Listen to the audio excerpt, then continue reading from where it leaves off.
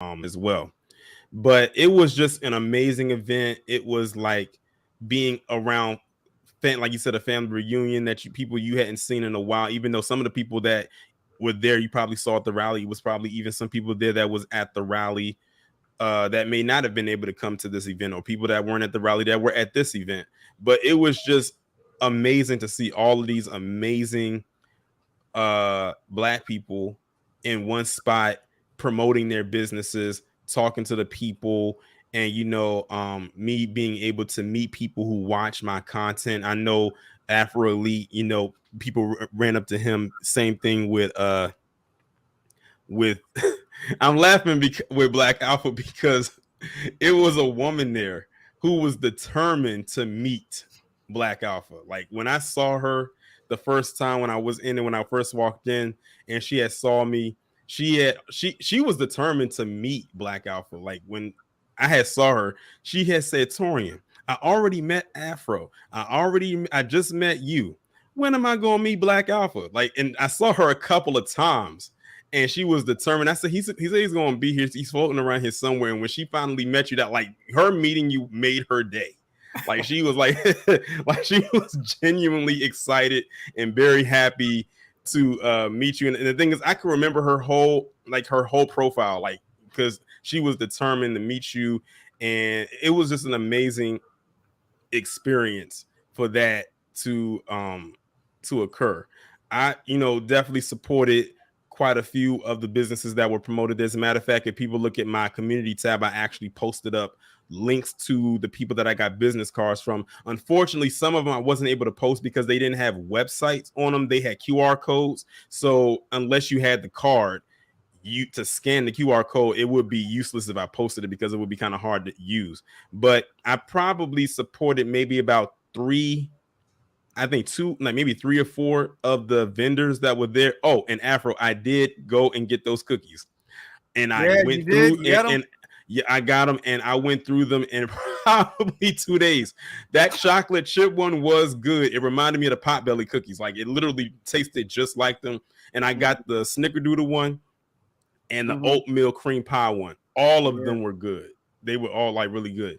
But all in all, like this was a very amazing event. I cannot wait for the next one. I think I heard Tariq saying that, like people are trying to push to see if they can have another expo this year. They was like, why wait until next year to do it? Let's see if we could push another one out later on this year. And I said, look, if they push another one out this year and I'm free, hey, I'll be at that one too. But that was pretty much my experience. I'm sure there's some more stuff that I'm gonna touch on a little bit later. I really wish that Sincere was up here because, like I said, he was a vendor and he could have definitely gave us his experience or his take on what the being a vendor or how that was. But speaking of the vendors, I'm gonna ask each one of you, what vendors or what people did y'all go see? And I'll start with you, Afro. Well, I was there early to set everybody up and everything like that. So I kind of saw everybody, but there were certain people that like I actually did business with. Mm-hmm. Okay.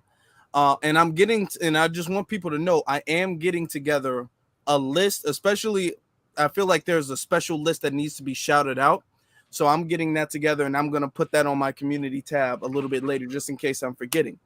But I forgot her name. The lady with the cookies. She was selling delicious vegan cookies. I think it's called Neatly. I think that's the name of it. I think it's called Neatly Vegan, I believe. Neatly Vegan. Yeah, that's what it's called. Man, first off, let me tell you, she just gave them to me. I was all like, how much? She was like, no, for you, Afro, you got them. I'm like, okay, cool. So y'all, if people don't know, I got a bit of a sweet tooth sometimes. You know what I'm saying? So she was like, do you like this? Do you like this? Do you like this? I'm like, yeah, I like all of that stuff. She was like, okay, take it. I was like, okay, bet. And I woke up and had to get there early. So I didn't really get a chance to, I'm sorry. Sorry. Got distracted by the chat or something. I didn't get a chance to get no breakfast beforehand because when I had got there was already so many people. It was so much stuff to do. So I took a bite and I got the chocolate chip cookie. I took a bite of the chocolate chip cookie. I was like literally walking. I took a bite of the chocolate chip cookie and it made me stop walking. I stopped walking. I was like, damn. I don't mean to cut you off, Afro, but in the video, we about to walk right past it. There it is right there. The neatly vegan. Those are the cookies right there that I was talking about. But yeah. She did great desserts. There was another person who was selling and I'm wearing them right now. They were like B1 black. Oh, the black one. No, yep, I got one on. I got the red one. Yeah. I got a I forgot the name of the business. That's why I gotta get the It's called Unapologetic Tees. Okay, yeah. Like, they specialize in customized t-shirts, but these are also there as well. Yeah, that was good. So definitely y'all check them out. Another person, I went downstairs to get some coffee, and there was a place called Coffee Please. It was downstairs, and they had a coffee shop, and they had flavors, vanilla, all that stuff. That's what. Remember when we was upstairs in the VIP room and I was drinking that coffee? That's where I got it from. Yeah, with the oat milk and everything. Great coffee, absolutely great coffee and everything like that, and oat milk, healthy and all. I got a couple of cards. I'm gonna get up in a second because there was some people. There was a lady who gave a good sister gave me some shea butters. Let me see. I got a notebook from somebody. I got some body oil.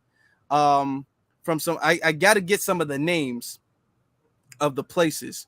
But those were the two I can think of, or the three I can think of the names. When you get to the next person, I'm gonna grab the bag and I'm gonna see if I can get some more names. Cool. All right, go ahead on Black Alpha. I try to go to everybody at least to stop and show love, right? You feel me? Everybody. That one little girl, she had like the little afro. She had a little afro and she was selling stuff.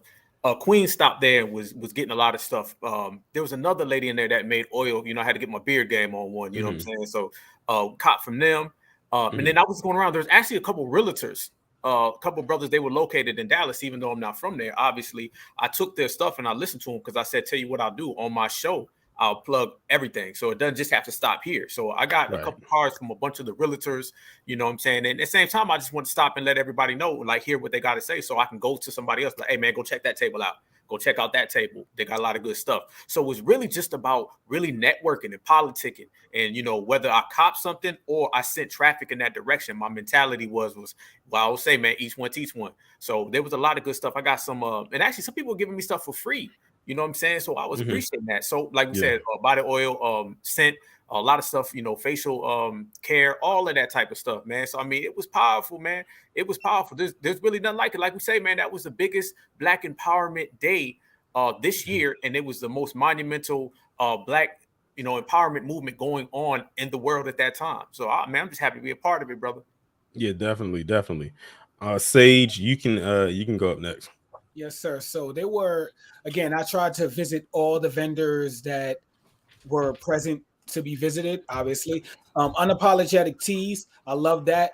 I actually have a t-shirt, but my mom's actually stole it from me, but it's all good because I'm going to just buy it from online. I'm going to buy another one. Honey Beauty. That's the one with the oils, right? Yeah, exactly. Yeah. She does like oils. No, she does like oils and all that. And that sister.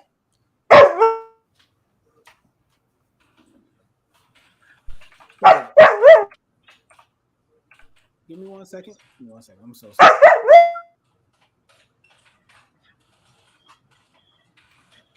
Sorry about that. So anyway, gotta find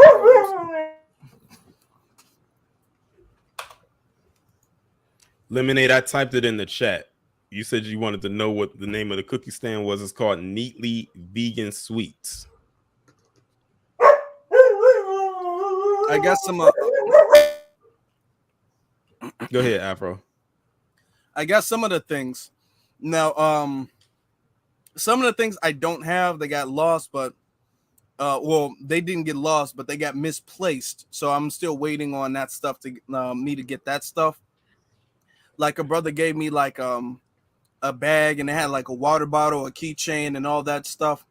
So that's why I'm waiting on the list. But Some brother gave me from P23 Labs, gave me this nice, notebook with a pen on it. Me taking notes. This woman, I remember telling you about the shea butter, gave me this, and her name is, let me see, her name is Larche Butter from Memphis, Tennessee.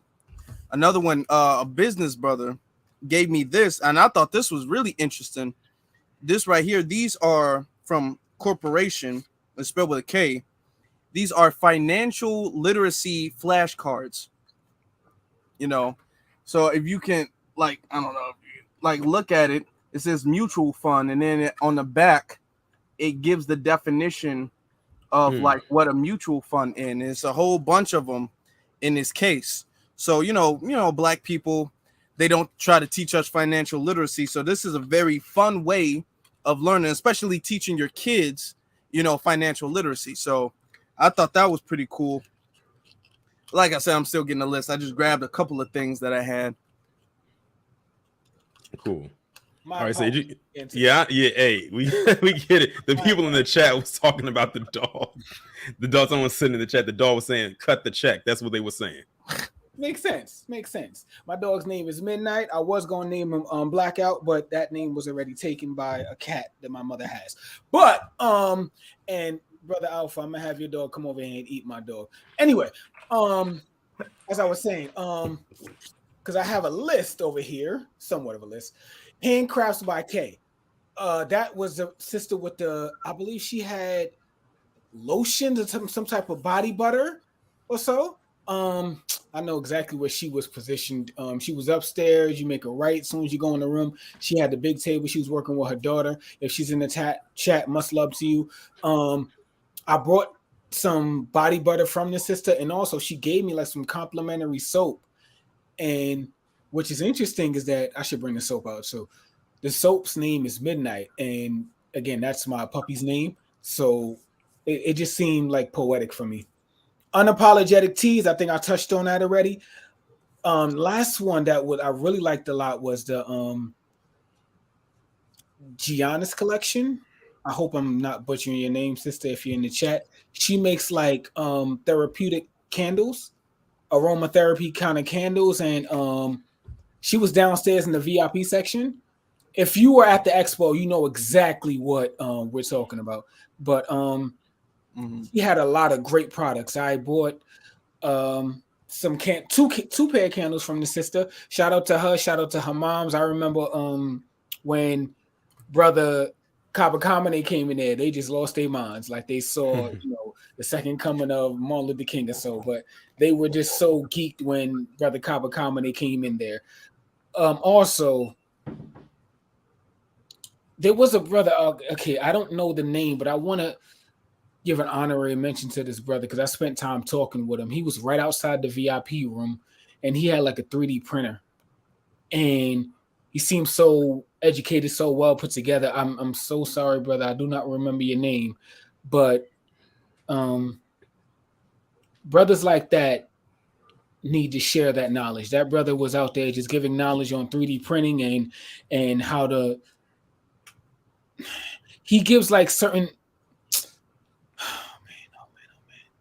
He gives like certain like webinars on how to create like a 3D printer from scratch. And that's something I felt like is in the Black community, we don't know a lot of, so that's knowledge I feel that needs to be shared.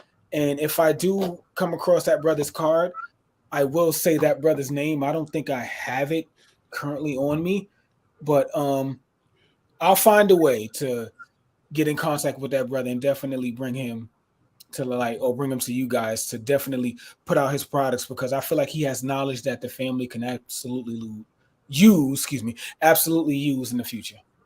Cool. So as y'all can see in the chat, there was a lot of vendors that was there. I had the videos playing on the side while they were talking, so y'all can get a glimpse of what was there. It was a lot to go around. It was a lot, and like those two videos that y'all was looking at in a loop were not even the whole videos. Like if in total, the video was probably well over 5 minutes long in total between both videos. Y'all only saw about 2 minutes of that. but yeah, there was like I said, there was a lot of vendors. I also went to that Honey Beauty vendor. I had got like the beard oil as well as the hair oil as well. You know, I went to the the Neatly Vegan and got those cookies. Oh my god, them cookies were so good. I got this from the Unapologetic Teas, and it was one more that I went to, but I can't think of where I went. But they gave me a water bottle, and I think they were on the second floor as well. They were right in front of King Cam's table. Yes. Yep. Right yeah. Yeah. Right. Yeah. And I had got that water bottle from him. But yeah, that was definitely, those vendors were definitely on point. Shout out to every last vendor that was in attendance. It was a lot of them. I can't even count how many were there. Just know it was a lot. Like everywhere that you walked on the first floor and everywhere you walked on the second floor, there were vendors. Oh, I forgot. There was another vendor I went to. They had vegan. What was it?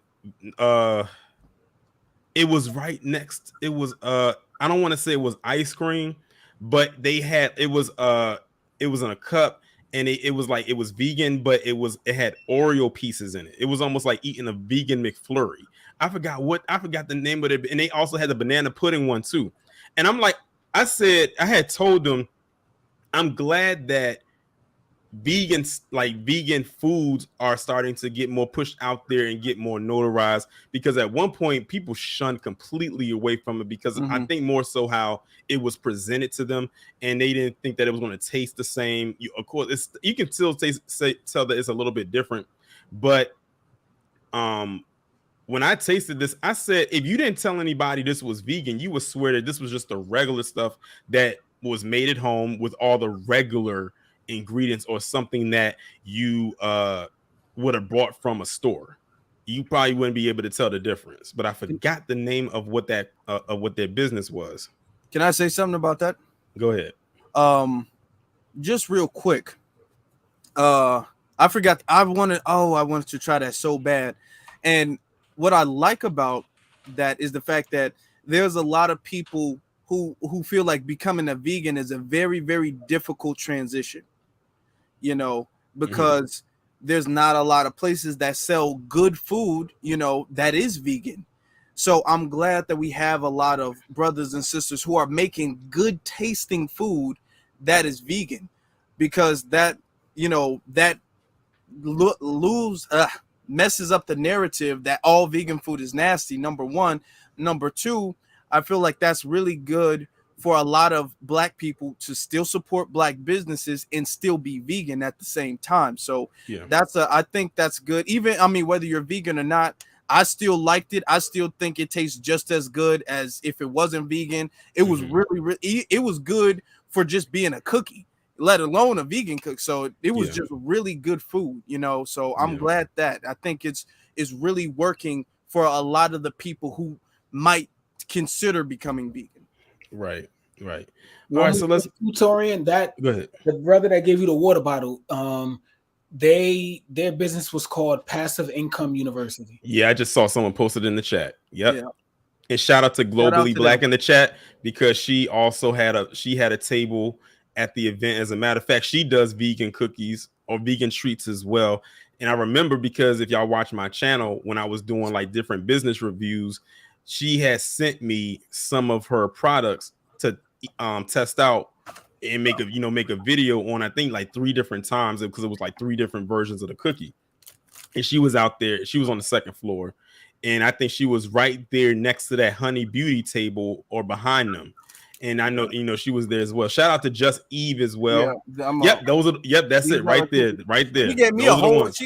I hate to make y'all jealous, but sometimes I have to. But I got a whole box.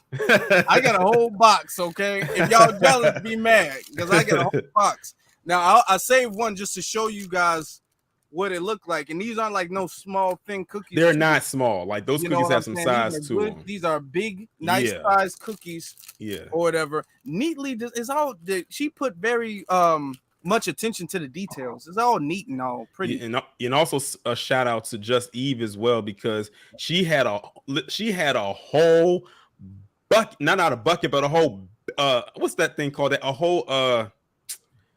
A a whole pail, like a whole giant pail full of her vegan chocolate chip cookies. And when I say that pail was big, she had like 2 or 3 of them filled with these cookies that was in these brown bags. And when I tell you again, when you eat them, you were not sure if they were you wouldn't be able to tell if they were vegan or not. And I'll give you an example of why I say that, because I was there when she was selling her cookies, and it was 2 guys that came behind me, and they were not too sure if they were going to try them, because she said that she sells vegan cookies, and they was like, what kind of vegan cookies? They said chocolate chips. Like, I don't know, because it's vegan. And I made sure to like kind of stand on to the side to see their reaction. And when I tell you, she said, okay, if you try it, then I'll give you this kind of deal, this, that, and the third. They tried one and ended up buying a couple of them, like right there on the spot. Like I said, they don't taste. A lot of people think that, oh, if it's vegan, it might taste nasty, because our palates are so used to certain things, and our palates aren't used to anything that tastes like that. But they, found out otherwise. Her cookies were good as well. So shout out to Just Eve as well. Hey, brother, I came back upstairs, and I came back to Just Eve, and I got seconds. A lot of y'all don't know that. I tell you, they were really good. Like those chocolate chip cookies were good. Like they were really good. I remember I did some like a product review, because she had sent me some stuff as well. And I'm saying to myself, Eve, why didn't you send me these? Maybe, I don't know, maybe she didn't have them at the time when I was doing them, or when she was doing them. But those chocolate chip cookies that she had were really good. She also was selling like Gatorade, water. She had she not only had the cookies, she also had a cooler of stuff too, like of beverages and drinks and stuff like that, which was a really smart idea to have too. Yeah, you know what I'm saying? Because there was a lot of people walking around and wanted something to drink, so that was a smart idea. Because when they had pulled up, we had to, we kind of helped them bring the stuff from their car upstairs to the second floor, and that was quite a trip to take, especially because you think about taking stuff from a trunk of a car into a building, then you gotta maneuver through a bunch of people and tables to go upstairs, because was there an elevator? No, I don't think there was no elevator. So you had to go up the stairs and then put that stuff in the room, and then help set all of that stuff up. Because I think she was like one of the last people to come in who was a vendor in that room. But and then on top of that, they had her set up in one spot, but then when they said, oh, this is the VIP room, they had to move all that stuff from the VIP room into the actual room where she was supposed to be at. But then it pretty much went good after that. All right. So everyone in the chat that's listening right now, y'all pretty much got an idea of what the vending, was like, how the different vendors, I showed y'all the video, the vendors that we went to and everything. Like I said, it was a lot. Like I can't even register every last vendor that was there, because it was so many. And what I liked is that there were people who specialize in different things. It's not like it was a majority this or a majority that. You had people, like you said, in real estate. You had people that did vegan foods. You had people who did candles. You had people that did oils and different body butters, and people who specialize in, shout out to Dewan B, because he was out there as well. Like he had a whole vending table as well. So y'all probably saw it, that was on the video. But yeah, it was a variety. It was like being at a super, like not a supermarket, but a flea market. I don't even want to call it a flea market, but I was about to say it's almost like being on Canal Street in New York. Sage knows about that.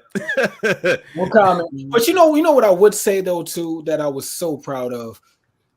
I'm big on doing business with Black folks as long as everything is equal. And I get this from George Frazier. The tiebreaker is that you're Black. All of these businesses that came down to the expo, everything, and Afro can show you, everything was neatly done, professionally done. It was nothing low grade in there. It was what you would find, at a spot in Soho. It's nothing that you will find on some Canal Street with that situation over there. It's more of the upscale thing, and that shows you that people took pride in what they were presenting us, and that's amazing to me. Just Steve, I know for a fact, even though because I ended my night with my sister Just Steve and brother Ogun, shout out to him, and Just Steve's husband. And I know for a fact that she made those cookies the day of. Wow. So that just shows you that, she takes what she does, her craft and her business serious, Mm-hmm. you to make them fresh for your family, meaning us. That's amazing, and then you package them so nicely. Everything that I've bought was packaged very professionally, very nicely. It was not thrown together. And you know that these people do not have millions of dollars behind them. Right. What I loved about the expo. That showed professionalism in us. So yes. Yeah. And Yeah, you even had people that they bought their own music with them to play at your various tables. So it was almost like in some parts I feel like I'm walking onto the set of Soul Train. Like they had their own music, because it's not like it was like it's not because it wasn't like it was a DJ there, but they were inside. And we're gonna talk about that too when we get to that part. That was inside of like the theater. But people they brought their own little form of entertainment so that it could bring the vibes there, because it's not like it was a speaker that was installed where it was playing music, or as I call it, elevator music, going throughout the building. And shout out to the building itself, because it's a nicely structured building, and I found myself walking into, like, I guess you can say, the museum part of the building a couple of times, just walking around that little exhibit that they had in there. And I thought that was dope that it was in a space like that. But well, now that I want to get to this part, and can you get the formalities out the way so we can talk about everything at the goddamn expo? Can I say the formalities out the way? Come on, Tori. Before we do that, I would like to say that the fact that this was a success, because it was a major success, the fact that this was a success shows how we as Black people, all we got to do is be on code, and we can make anything get done. This is the first expo of hopefully many, many more, and all of the people who, got their businesses supported that day. You can only imagine, what I'm saying? They give their card or their website, how much more business they're going to get after the fact. So this is a very good thing, and I hope we have another one soon, most definitely. But now we got the formalities out the way. We can talk about the nitty gritty. You know what I'm saying? So I had to warm some stuff up for the people that weren't there, so they can get an idea of what it was like. But also let's get into more, I guess you could say, technical stuff. Now I can say more so for me, I wasn't on the technical side like how I would say Afro was, and even Sage and Black Alpha. But I want to start with Afro on this one, because Afro, you signed up as a volunteer. Yeah. You had the walkie-talkie. You had people behind you, but not as many as you were supposed to have. Yes. So you literally was like from one place to the next. I bet you probably wish you had powers like the Flash to move a little bit faster, because it was so much going on. Can you tell the people what that experience was like, being a volunteer, and don't hold back, like we said, we getting into the nitty gritty part, so really go there and let the people know what that was like. Okay, the inside scoop. Okay, so in the morning, you know what I'm saying, what was crazy, my phone did, I set like a bunch of alarms. I had them set. Can I cut you off for 1 second? I'm so sorry, but let me cut you off for 1 second. I want everybody in the chat to know this. If it wasn't for this man up here, Afro, I don't think the expo would have went down the way it did. And I'm going to be honest, and Black Alpha knows exactly what I'm saying. Even Tariq knows exactly what I'm saying. Afro doesn't get enough credit for that event being a success. So please take the time and say thank you to that brother. Definitely. Give him, fire emojis in the chat. Definitely. He was, man, listen. I know them rings closed that day. Man. I know them rings closed that day. Yeah. The way you was moving, the way you was maneuvering. Like, to those in the chat, for those that weren't there, Afro was I'm gonna let him get back so he can continue to tell it, because he can tell the story way better than we can. But from what I was seeing, this guy was not lit. Was night. I don't know if he took a limitless pill or what, but he was going all over the place. I don't think he had enough time to really just sit down and just he had a little moment, but it was very brief. Every time I he probably thought he had a break, he was right back on it again. And I told Afro when I got back, I said you were going to probably use this week to decompress and just like relax. And I said you deserve it because last Saturday you was like on 1,000, probably more. Yes, he was. Yes, but yeah, I'm gonna stop talking and I'm gonna let you go ahead. Okay, I appreciate that, and I'm happy that I was able to get the opportunity to do that. You know what I'm saying? Because it's for the people, for real. I set a bunch of alarms the night before. My phone updated. Okay, because we were all supposed. Me and him were supposed to go together to the expo. So my phone updated and none of the alarms went off. You know what I'm saying? Because it restarted the whole phone. So I woke up and Ola is calling me, and it's like 15 minutes before I have to be in the car ready to go. So I was like, oh man, I gotta get dressed. I'm in the bathroom brushing my teeth. I made a pot of coffee. There was like a coffee machine in my hotel. Made a pot of coffee. I couldn't even bring the pot of coffee. It wasn't done by the time I had to leave. So I left the coffee in the hotel. We went there. As we're getting there and everything, some of the volunteers, and I'm gonna give them their shout outs and a thing when I get the list of the people. But some of the volunteers, they were like, hey, I'm on my way. Hey, I'm gonna be late. There's a lot of people. Hey, I'm gonna be late. Some of the late people who said they were gonna be late never showed up. Okay. Then there was vendors calling me. And they were calling me, and what's crazy is I was supposed to like deal with the volunteer side, and Ola was supposed to deal. And shout out to Ola, because Ola's the dude. That's shout out to Ola. Ola, he really handled it. Yeah. Ola was supposed to deal with the vendors, but Ola on the phone, and the vendors are calling him, so he's not picking up, so they starting to call me, and they're all like, hey, it's 7:00. We're outside. You know, what's going on? I'm all like, hey, I'm looking at the Uber on the GPS. I'm like, we're going to be there in 3 minutes. Okay, you sure 3 minutes? Because it's hot outside. I'm like, it's hot outside. I want to go inside. I'm like, oh, we're going to be there in 3 minutes. Yo, tell me why the Uber driver, I swear, Dallas, y'all got to do something with y'all Uber drivers. I don't know what's wrong with y'all. The Uber driver, it was 3 minutes away. This man make a turn. He pulls up. This man, he pulls up next to the thing. I'm thinking, okay, he gonna slow down. We about to hop out, open the door. This man circled all the way around again. So it's a whole extra 3 minutes, and I'm just looking. I'm looking like I damn near got kidnapped. Now my face like, where you guys going? I'm sitting there looking at them, right? Circle the whole thing around.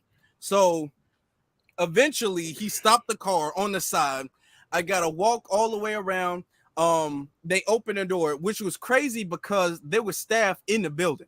So I don't know, maybe it was a rule or something. I'm like, I don't know why the staff didn't let y'all in until we got there, because they was there for a good like 10 minutes, 10, 15 minutes before they was allowed to come in. So they came in and everybody just rushing to get a spot, try to get a spot. We had to open the VIP thing up. And now what happened is that the VIP people, they had 8-foot tables, because that was what you got with the VIP. They had 8-foot tables, and it was in the VIP room. It was a whole bunch of 6-foot tables. So we had to take those tables down, and it was like cloth over the tables. And to pull the cloth off, the cloth was so long you couldn't pick the table out without like tripping. So I'm trying to pick it up, wrapping up. I'm like, you know what? I'm gonna just take this cloth off, and the cloth was stapled into the tables. So I had to grab the cloth and literally pull all of the staples out. I had to pull the staples out, right? Hold on, y'all. I was trying to movies right now. This man is watching The Little Mermaid.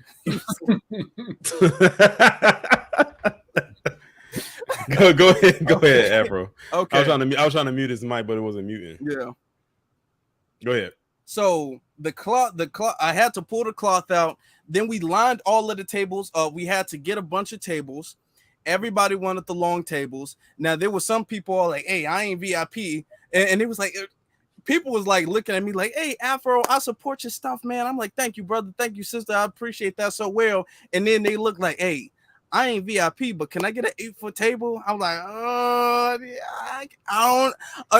My whole thing is, I was like, I'm gonna see what I can do. That's all I said. I'm gonna see what I can do because I'm thinking to myself, there's not enough tables. I set those, so everybody got their table set up.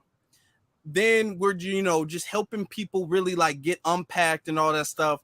It was a thing with the Wi-Fi going on. I kept forgetting the Wi-Fi password because some people, they were using like card readers and stuff like that so people can make their payments. And some people were using tablets. There was a couple sisters, they were using tablets and they were selling like body soap and stuff. And I kept getting the Wi-Fi password wrong. So I kept running back and forth to get the password correct because there was numbers. I got that wrong. So then everything seemed cool. You know what I'm saying? Everything was cool. The vendors, the volunteers started to come in. And then next thing you know, it was a big issue because I'm in the backstage now because I'm trying to set up because that's where the dressing rooms were. So I'm trying to set up the dressing rooms, make sure everything is nice and whatnot. Then I'm hearing Ola call me because this was before we got the walkie-talkie. So Ola calls me. He's all like, "Hey, bro, all hell is breaking loose because of people wanting to get certain spots." So upstairs in the beginning, this is before the expo really started. Upstairs, people was all like, "Hey, you taking up too much room. I want to get this spot. I want to get this spot." So it was a whole bunch of people kind of bumping elbows upstairs about the spot. So we went up there, we got that straightened out. Tariq even had to come and help get that straightened out. So that got straightened out. Everybody was like, "Hey, there's gonna be so many people here, your business will be seen. Nobody's business will be overlooked. No matter where you post up, everybody's business will be seen." So we had to make sure that got done. So after that, some of the volunteers started to come in, and one of the volunteers, he has a business. This was the real estate brother. I got to get the name of his exact business. He was in from pretty much the very beginning because he said he'd get there around like 9. So he was in from the beginning. Another guy, I'm not talking about the couple other sisters who was Casey. That was one of the sisters, and Casey and her other sister's name. What's the other sister's name? I got him. I'm not gonna look right now. I think it was Angelica, I believe. I'm gonna get her name in a second. But shout out to them. I'm talking about there was another guy who came around 9. So everything was kind of getting settled. All right. I'm making sure everybody is straight. Everybody's business is set up because there were some people are like, "Afro, I don't have any tablecloths, man. What's all the tablecloths?" So I'm like, "Okay, I'm gonna get you a tablecloth." So I go to Ola. Ola just pretty much before the expo, he was just on some chill stuff. He was all like, "Ain't no tablecloths." I was like, "Oh, I gotta tell her there's no tablecloths." He was like, "See if you can find some." So I'm looking all around the place, and the expo had their own tables. I was like, "Oh, okay, I'll just borrow a tablecloth from them." And when I did that, the ushers, they were like, "Oh, you can't touch our tables." I'm like, "Oh, okay, all right, I'm gonna put this tablecloth back." They made me put everything back the way it was. So I'm like, okay, fine. I was waiting on certain people to come in. This one volunteer, bro, this was around 11 o'clock. This man, and this is not his fault because I don't know what it is about Dallas in like the directions, but everybody's GPS was just totally off. Nobody, even the other volunteers, nobody was like able to find it easily. Everybody had like issues finding the place. So I was outside. I was like, "Let me know when you see me. I'm on this street. I'm on this street." And then there was a bunch of people who was like, "Oh, okay, so I'm on Lamar Street. Where do I turn?" I'm like, I'm not from here. I don't know where you turn from Lamar Street. So I had to go outside. I had to look at the streets, and I had to like literally be their GPS.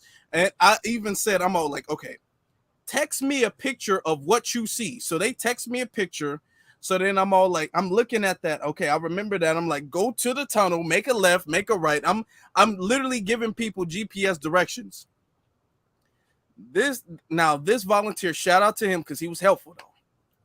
This volunteer, he came and he was like, hey, I'm walking, but I really need some help, you know, because I'm lost. I'm like, okay, cool.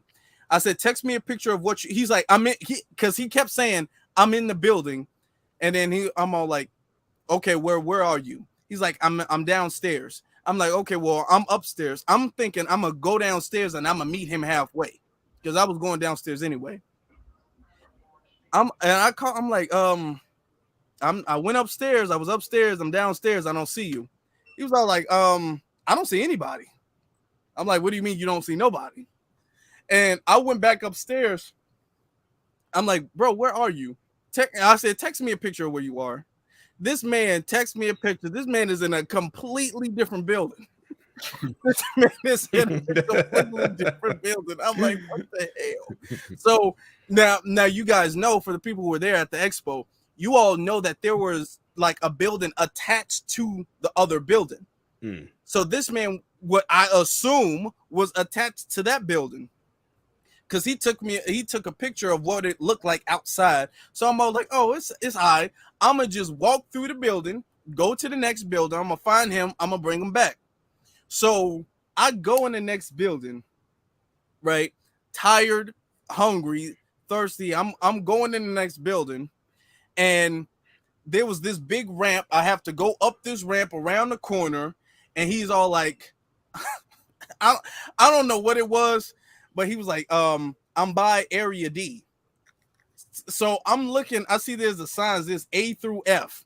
So I'm like, okay, so I'm just going to take A through F and I'm going to get to area D and I'm going to circle it and I'm going to find him. I'm going to bring him back. I was doing the most to get this man because we needed the help. So I'm like, okay, let me go do that. Because damn near nobody else showed up. So I'm going around and I don't know, Dallas got to get that together because going around, it was area A through F. And I'm assuming that it's going to be area A, area B, area C. But every single sign, it was area A through F, area A through F, area A through F. I'm like, where is area D? So I'm sitting up there. I'm literally going all around inside. Then I go to the bottom. I'm like, man, maybe area D is downstairs. So I'm going around looking for area D. I'm like, can you describe what you see? He's like, I see an escalator and I see a pickup. He said, I see an escalator and I see a forklift. What do you mean you see an escalator and a fork? I'm getting frustrated at this point because it's hot. I'm like, dude, there's no escalator and I walked around this whole building. There's no escalator in the forklift. This man sent me a picture of an escalator in the forklift. I'm like, where is this man?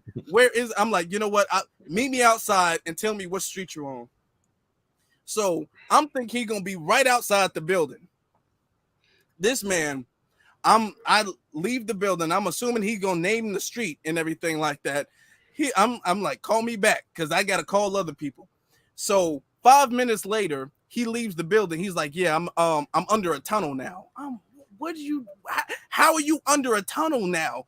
And because there was some tunnel getting in there. I'm like, man, where I'm thinking he is right outside of the building attached, because there's two buildings attached to each other.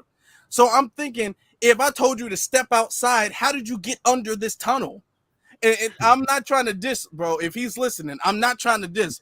But man, this man, every time I called him, it seemed like he was 40. I called him. I'm all like, here. He's like, hey, can you give me the address? I'm like, brother, you didn't have the address to the place?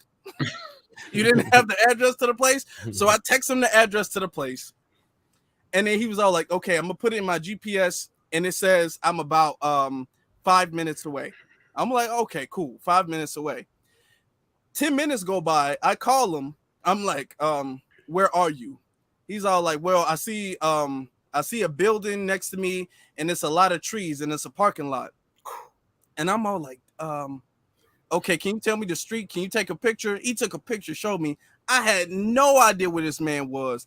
I'm like, dude, no diss, brother. But it's almost like every single time I called, this man told me he was like lost in some other universe or something like that. I don't know what it is with the GPS. I was expecting a call, and he was all like, there's a space shuttle and a 3-legged cat.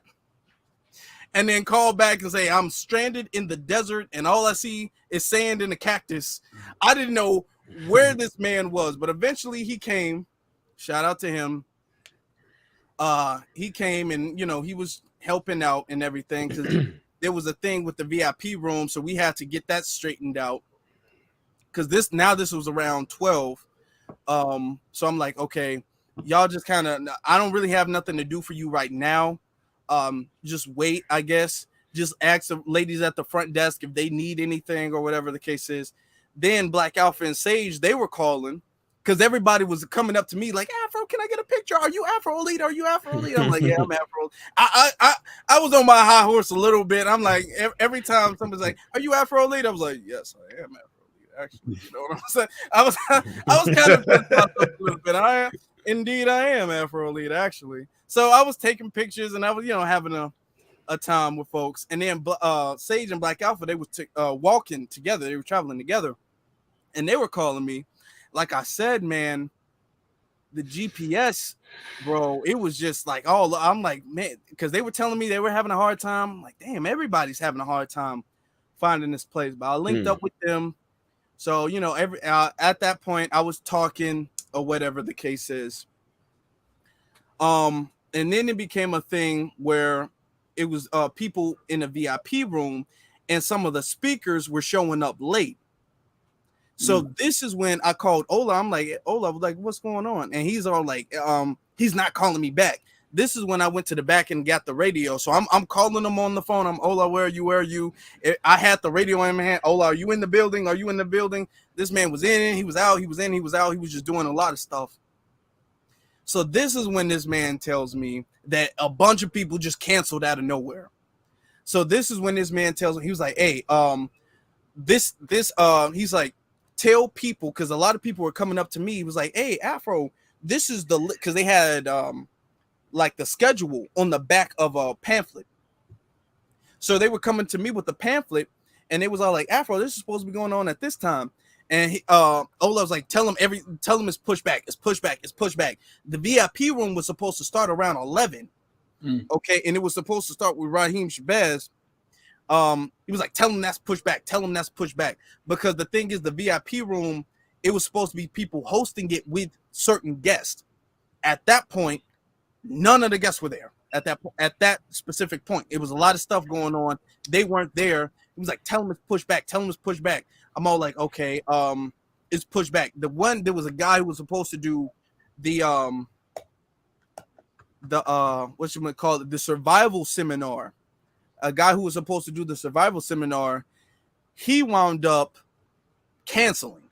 He did a whole bunch of shady stuff, wound up canceling the day of. The Pill brothers wound up canceling the day, I think the day of or the day before, but we didn't know that they weren't going to show up until that day, right? Now, what's funny about the Pill brothers is there was a couple of people who came up to me. Well, no, there was a floor plan. No, so there's a thing in the chat room. The day before, we did go to the expo, and we laid out a lot of stuff in the expo. Now what happened is we had the whole floor plan set up, set out, and everything like that. What the unexpected part is that when the fire marshal got there, the fire marshal was all like, oh, you can't put this table here. You can't put this here. This room is too small. You can't block this off. You can't block this off. And then there was an issue with the food vendor too. Because the police was all like, okay, well, you're verified, but you're not verified for here. So that now you have to go. The food vendor almost left entirely. There was almost no food at all. But we found a way to, it kind of like, okay, if we park across the street, that's cool, right? And he was like, oh yeah, that's cool. So it was a lot of stuff that we had to like adapt on the fly, because the way we mapped it out, the fire marshal came in and was like, oh, we didn't expect these many people. This is a fire hazard. You can't put a table right here. You can't put a table right here. So we had to like, okay, sorry, sir, we got to move your table. So it was a lot of that going on like the whole time. Tell people they can't stand right here. Tell people they can't block this exit. They can't block this and that. So it was a lot of that going on. So yeah, we did it, stuff like that happens. As I was waiting, for Marcel, because he was supposed to be the VIP at 3:00. I was waiting for Marcel. That's when we were all in the VIP room and just kind of talking. Had to set this big, and it was staff supposed to do that. Their staff, because Tariq hired staff who was supposed to do that. They didn't do that. We had to do that. Set up the background, that little backdrop. Yeah. Mm-hmm. Had to do that.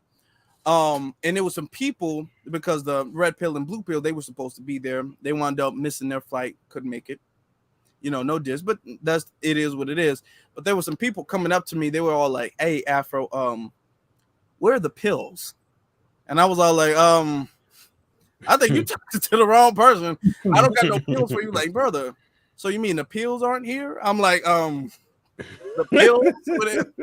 Excuse me, like police, security, this is the wrong event, sir. But then it got to me like, okay, red pill and blue pill, that's what you mean, not the pills, right? But it was unforeseen circumstance that some of the speakers weren't able to come, because some people were asking about Professor Small, some people were asking about Boyce Watkins, and some stuff happens and people aren't able to make it, and that it is what it is. So people asking me about, apparently I was the go-to person to ask about why people didn't show up. I didn't know why nobody showed up, to be honest, or the people who didn't come show up. So we were waiting on Marcel to come in, or whatever the case is. No diss to Marcel, but I kept calling Marcel. It would ring a couple times, it would go on voicemail. It would ring a couple times, like he was hanging up. I'm like, Marcel. And at this point, I'm sitting up there. I'm a little bit irritated, because I'm sitting up there, been doing all this running around and moving stuff and running to the back and making sure everything is good. I'm like, Marcel, brother, if you don't pick up this damn phone, at that point, I was like, okay, it's cool, because around that time, waiting for 3:00, Vicky Dillard showed up. So what we had to do is we had to escort Vicky Dillard to her room. And her clothes, please, brother. Okay. We had to wait for sorry.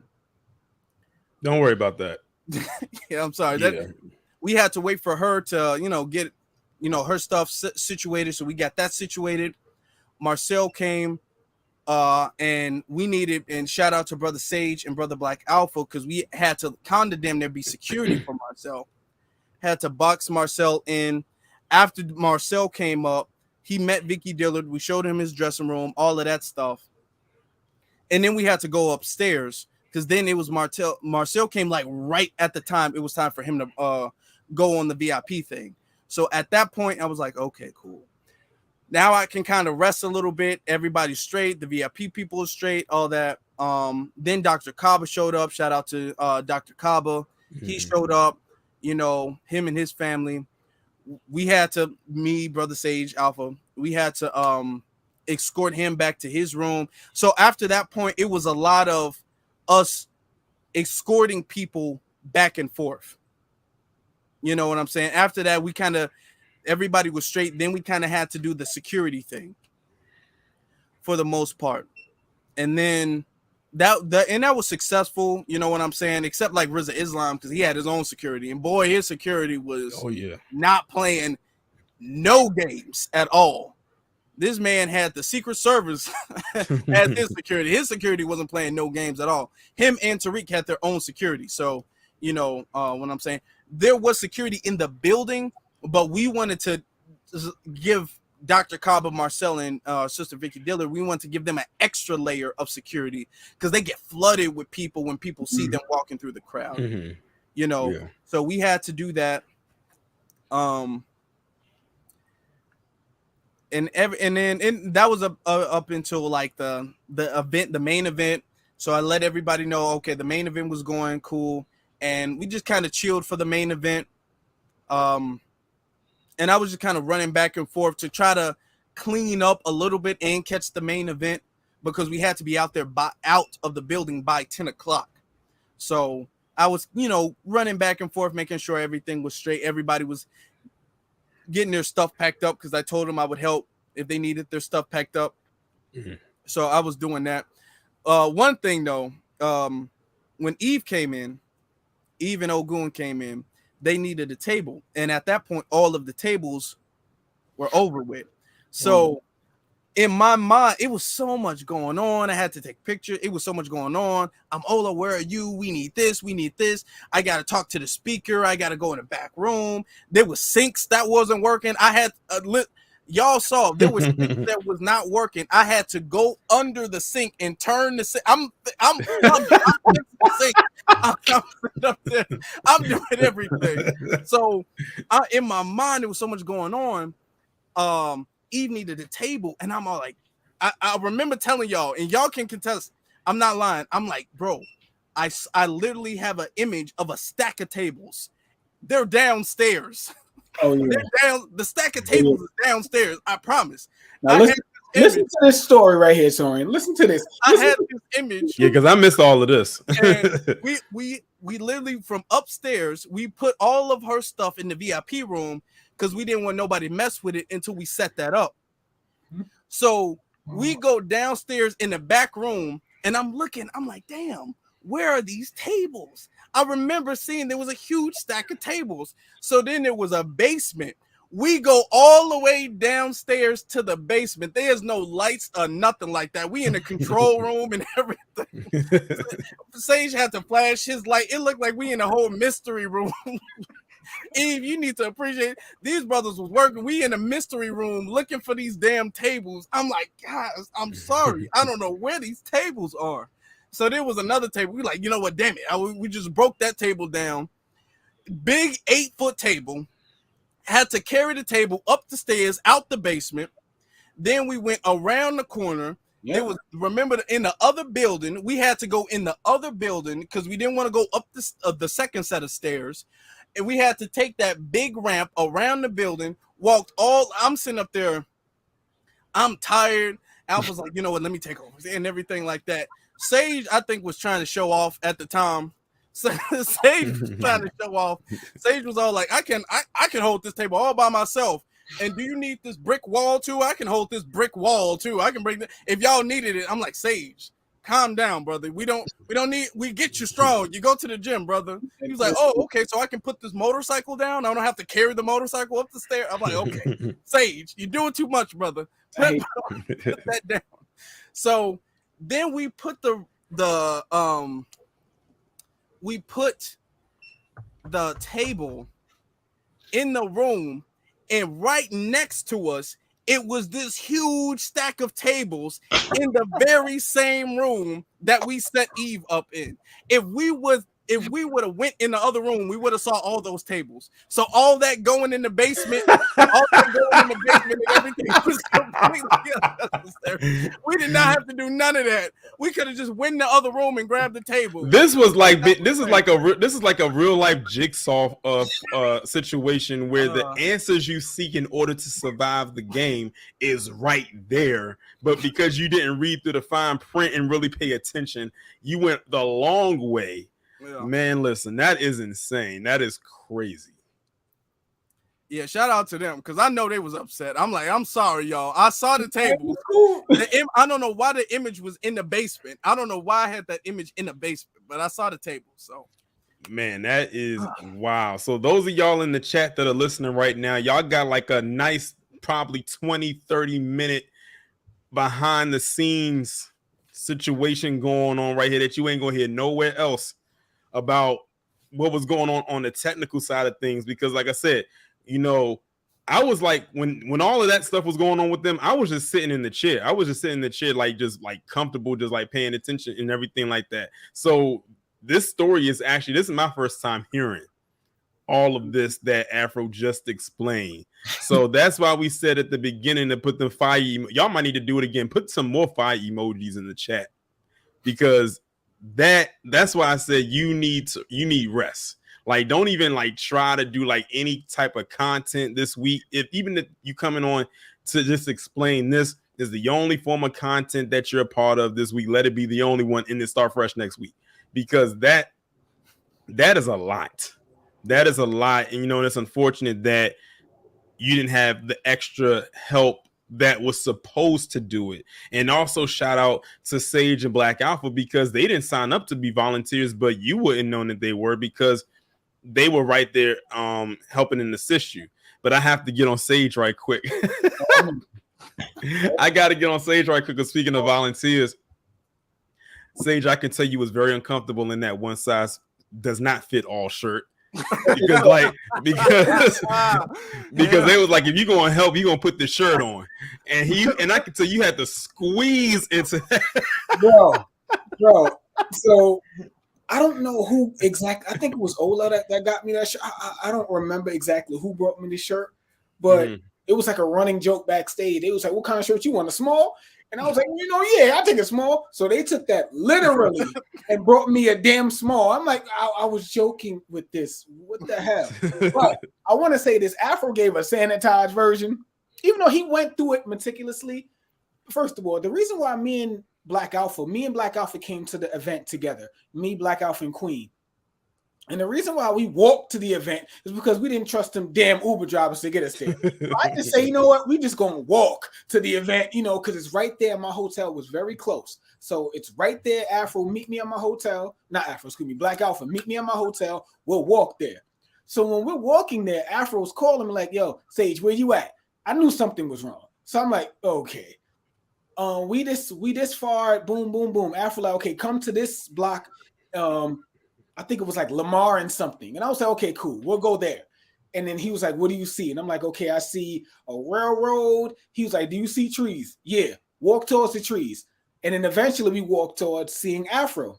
So when we got there, all hell broke loose. I think there was like only 3 volunteers or 4 at max. I don't know how many. How many was supposed to be there? At least 12. That's a bad ratio. So it was like that's not even half. It was like Afro, another tall dude, some fair skin. I don't know if dude was black or not. That's the dude who showed up real late. I figured and left early, but left early to the brother. So Afro was like, "Listen, can y'all help out?" Boom, boom, boom. And I was like, "Okay, whatever you need." I wanted to enjoy the expo like all of y'all, but unfortunately, I couldn't. Me and Black Alpha, we just couldn't enjoy it the way we could. Hopefully, we enjoyed it for you. It is what it is. So we got put to work as soon as we got there, and about that damn dungeon that Afro took us in. So when I say a damn dungeon, this was like, have you ever seen like a horror movie? All 3 black people die. Well, we went downstairs, right? And like in the movie, like, don't go down there. It was like a whole damn dungeon. There was no lights at all. So we're walking. You see like spider webs. I might be exaggerating. Hey, I thought somebody was gonna jump out and grab us, man.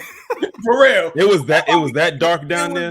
It was creepy, bro. Yeah, it was like lights flickering in the back and all that stuff.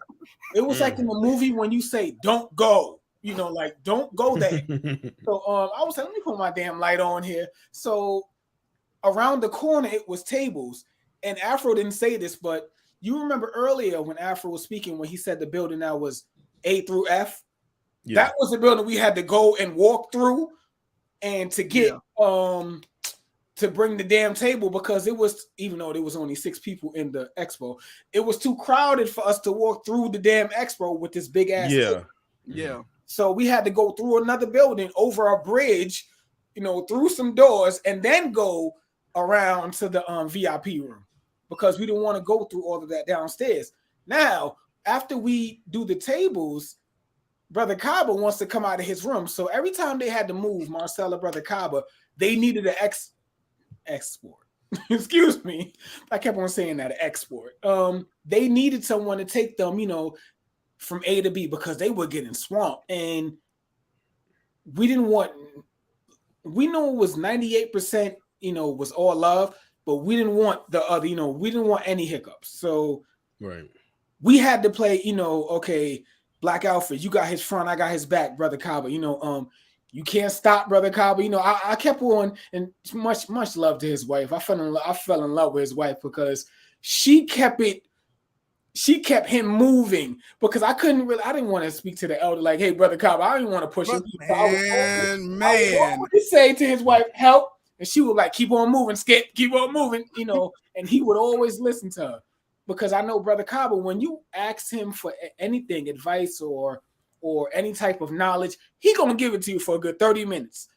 But he can't do that because he has a whole seminar coming up. So I'm like, Brother Kaba, you got to be here within 3 minutes. I need you to move. He wouldn't move. I would go to his wife. She would go to him. He would start moving. So, but again, it was all love again. It was all love there. Mm-hmm. The only situation was, I would say, the temperature in the room with Vicky Dillard. And then that was people put their damn bags in her room. And I'm like, who the hell bags? You want me to just throw these out? And then we didn't want to touch it because it might have been thousands of dollars worth of equipment. And we knew that they would have held Tariq liable for it. So we just moved Vicky Dillard to another room where the temperature was better. That is, so just to piggyback off that, that's the room where I had to fix. That was upstairs. Yep. Her room was in the back downstairs. So we had to literally get her room fixed upstairs. That's the room I had to fix the sink because the room it was a nice room, but the sink wasn't working. So I had to fix the sink because Casey, one of the other volunteers, like, Vicky Dillard ain't gonna be in no shady room. She was like super big on making sure Vicky Dillard was comfortable. So I'm all like, we had to clean the room up. Yep. Because there was crumbs on the table and everything, move some of the furniture out the room. And wipe the table down, clean the room up. Mm-hmm. You know what I'm saying? And then I went under the table and I fixed the sink, the faucet in the sink, so she can get in there.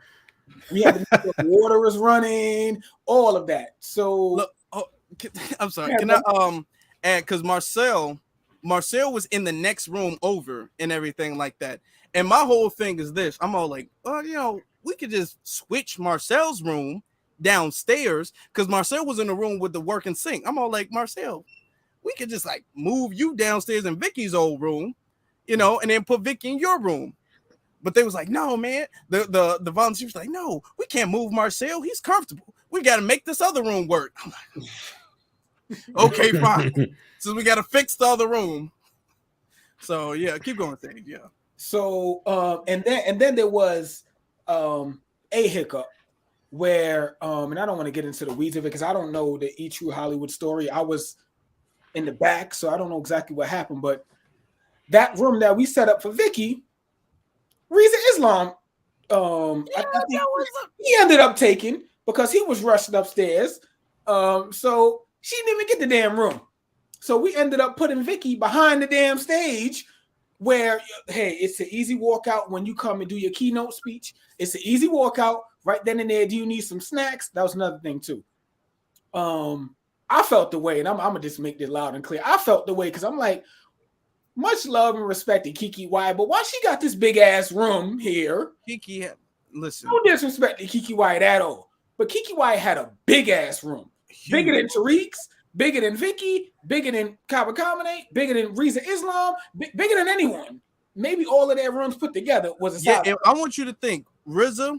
They're all original rooms. Rizza's room, Tariq's room, Vicky Dillard's room, Dr. Kaba's room. Put all four of those rooms together. That's about Kiki White's room. That's how big Kiki White's room was. Correct. Now, I don't know why she got this big ass room, but neither here nor there. They probably requested that, through her manager, whatever the case is. So we kept on moving snacks and stuff to people's room as they wanted it. So if Kaba Kamene wanted some extra waters or some snacks, some granola bars, whatever the case is, we made sure that they were delivered to his room. on time when he was back there ready to get, the snacks and all that. So how can I put this? So Vicky's behind the stage now. Reeza's rushed upstairs, but I believe it's time now for Reeza to speak with the whole VIP situation.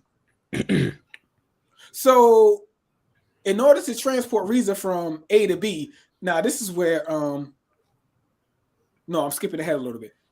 Reeza was downstairs, and now Kaba and Reeza, I'm walking Kaba to the back where his room is. I'm, escorting him back to where his room is. In the middle of the goddamn we downstairs now. In the middle of the goddamn expo, excuse my language, Kaba and Reeza meet up. Now there's a whole crowd around them. All types of hell can break loose. So I'm like, brother Kaba, you can't stop and talk to Reeza. I know you love Reeza. I get it, but you can't stop right here because now it's about 400 people surrounding us, and it's just me. And I'm like, Kaba, you got to move. I don't get you back here. You have to move. Reeza has the whole nation on one side. Kaba got, us on another side. So it looks like we about to fight. Everybody looking, and all these brothers, they like, oh my God, I love you so much. Boom, boom, boom, chopping it up. And I'm like, could we kind of keep moving, brother Kaba? But you know how brother Kaba is. He's gonna speak. So Reeza was telling him he's going upstairs to speak. Please join him. So Kaba says, okay. We walk back out. Walk back to the dressing room, and I'm giving y'all blow by blow. I'm sorry. We take Kaba back, and I think Black Alpha's with me at this time, but Kaba doesn't want to stay. He wants to go see. Don't rush that because that's a big deal. Kaba just got done with his VIP, mind you. We just had to escort Kaba from his dressing room upstairs to the VIP. The second he gets done, RZA shows up. Yep. Then Kaba goes back to his dressing room. Then he's all like, you know what? I want to hear Reeza. Yep. Can you take me back upstairs? So now we got to take Kaba back upstairs after he just left. Then Kaba sits in the room for like 5 minutes. Tell him I'm done. Tell him about the door being locked now. Because the door is locked now for the auditorium, where the keynote was at. And they like, oh, we can't open the door. What the hell you mean you can't open this door? Y'all got to walk outside. This is Kaba comedy. He's not walking outside, bro.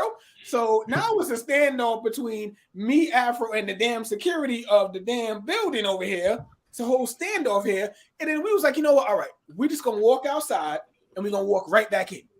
So we walked outside, walked right back in through the entrance. Now I'm trying to get Kaba Comedy upstairs, but everybody's swarming him. Y'all got to remember, when Kaba Comedy is walking through the expo, everyone is always swarming. When Marcel is walking, they're swarming. These people, Vicky Dillard, swarming. So that's why, Reza Islam, they're swarming him. Tariq, swarming him. So it's hard to move them throughout the whole building because you got 300-400 people trying to get around them, trying to get a picture, trying to get whatever with them. So we get upstairs now, and I'll share a private moment because Kaba Comedy said I could. We get upstairs. Kaba Comedy is sitting in the back. Stop me if you want, Afro. Kaba Comedy is sitting in the back. And Reeza's doing his VIP, his meet and greet. And a lot of people are coming over to Brother Kaba to ask him questions, to get pictures with him and all that. And Brother Kaba, this is when I seen the human and who he really was as a man. He said, you know what? Sage, I'm going to leave. And I said, why are you leaving? Don't you want to see a speech? He said, yeah, but I don't want to take attention away from that young king on stage. So I'm going to leave because I'm taking attention away from him. And he didn't like that. So now, after 2 minutes of arriving, Brother Kaba's now leaving again.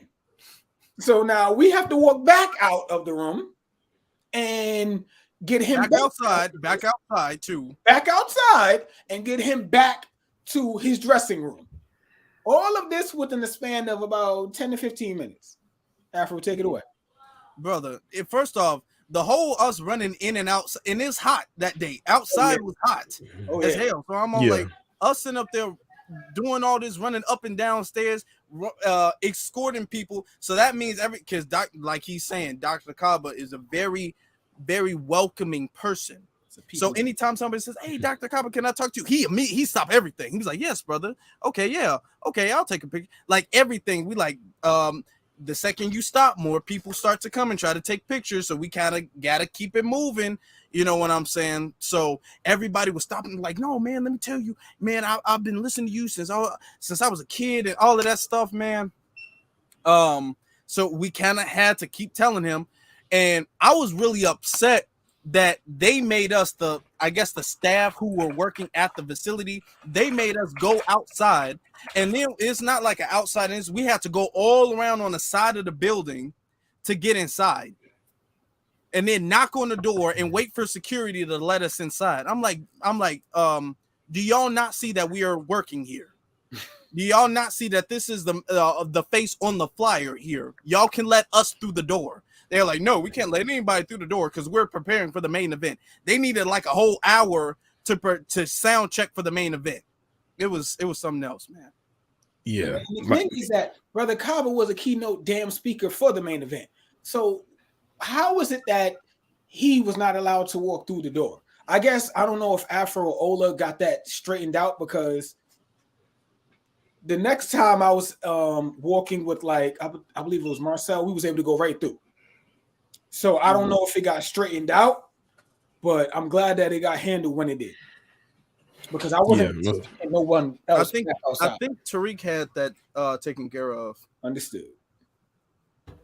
But yeah, like, that's a lot. Like I said, all the stuff that y'all are like talking about right now, I didn't see that because, you know, I was able to like sit in on some of the you know, like the panel discussions, still kind of float around. I did see y'all like moving around, you know, in passing, and y'all were really, you know, going in. I think the next time I had saw y'all, when y'all were upstairs, when y'all finally got a moment, and literally that's all it was, a moment, y'all was sweating like crazy. Like, y'all did a few laps around the building.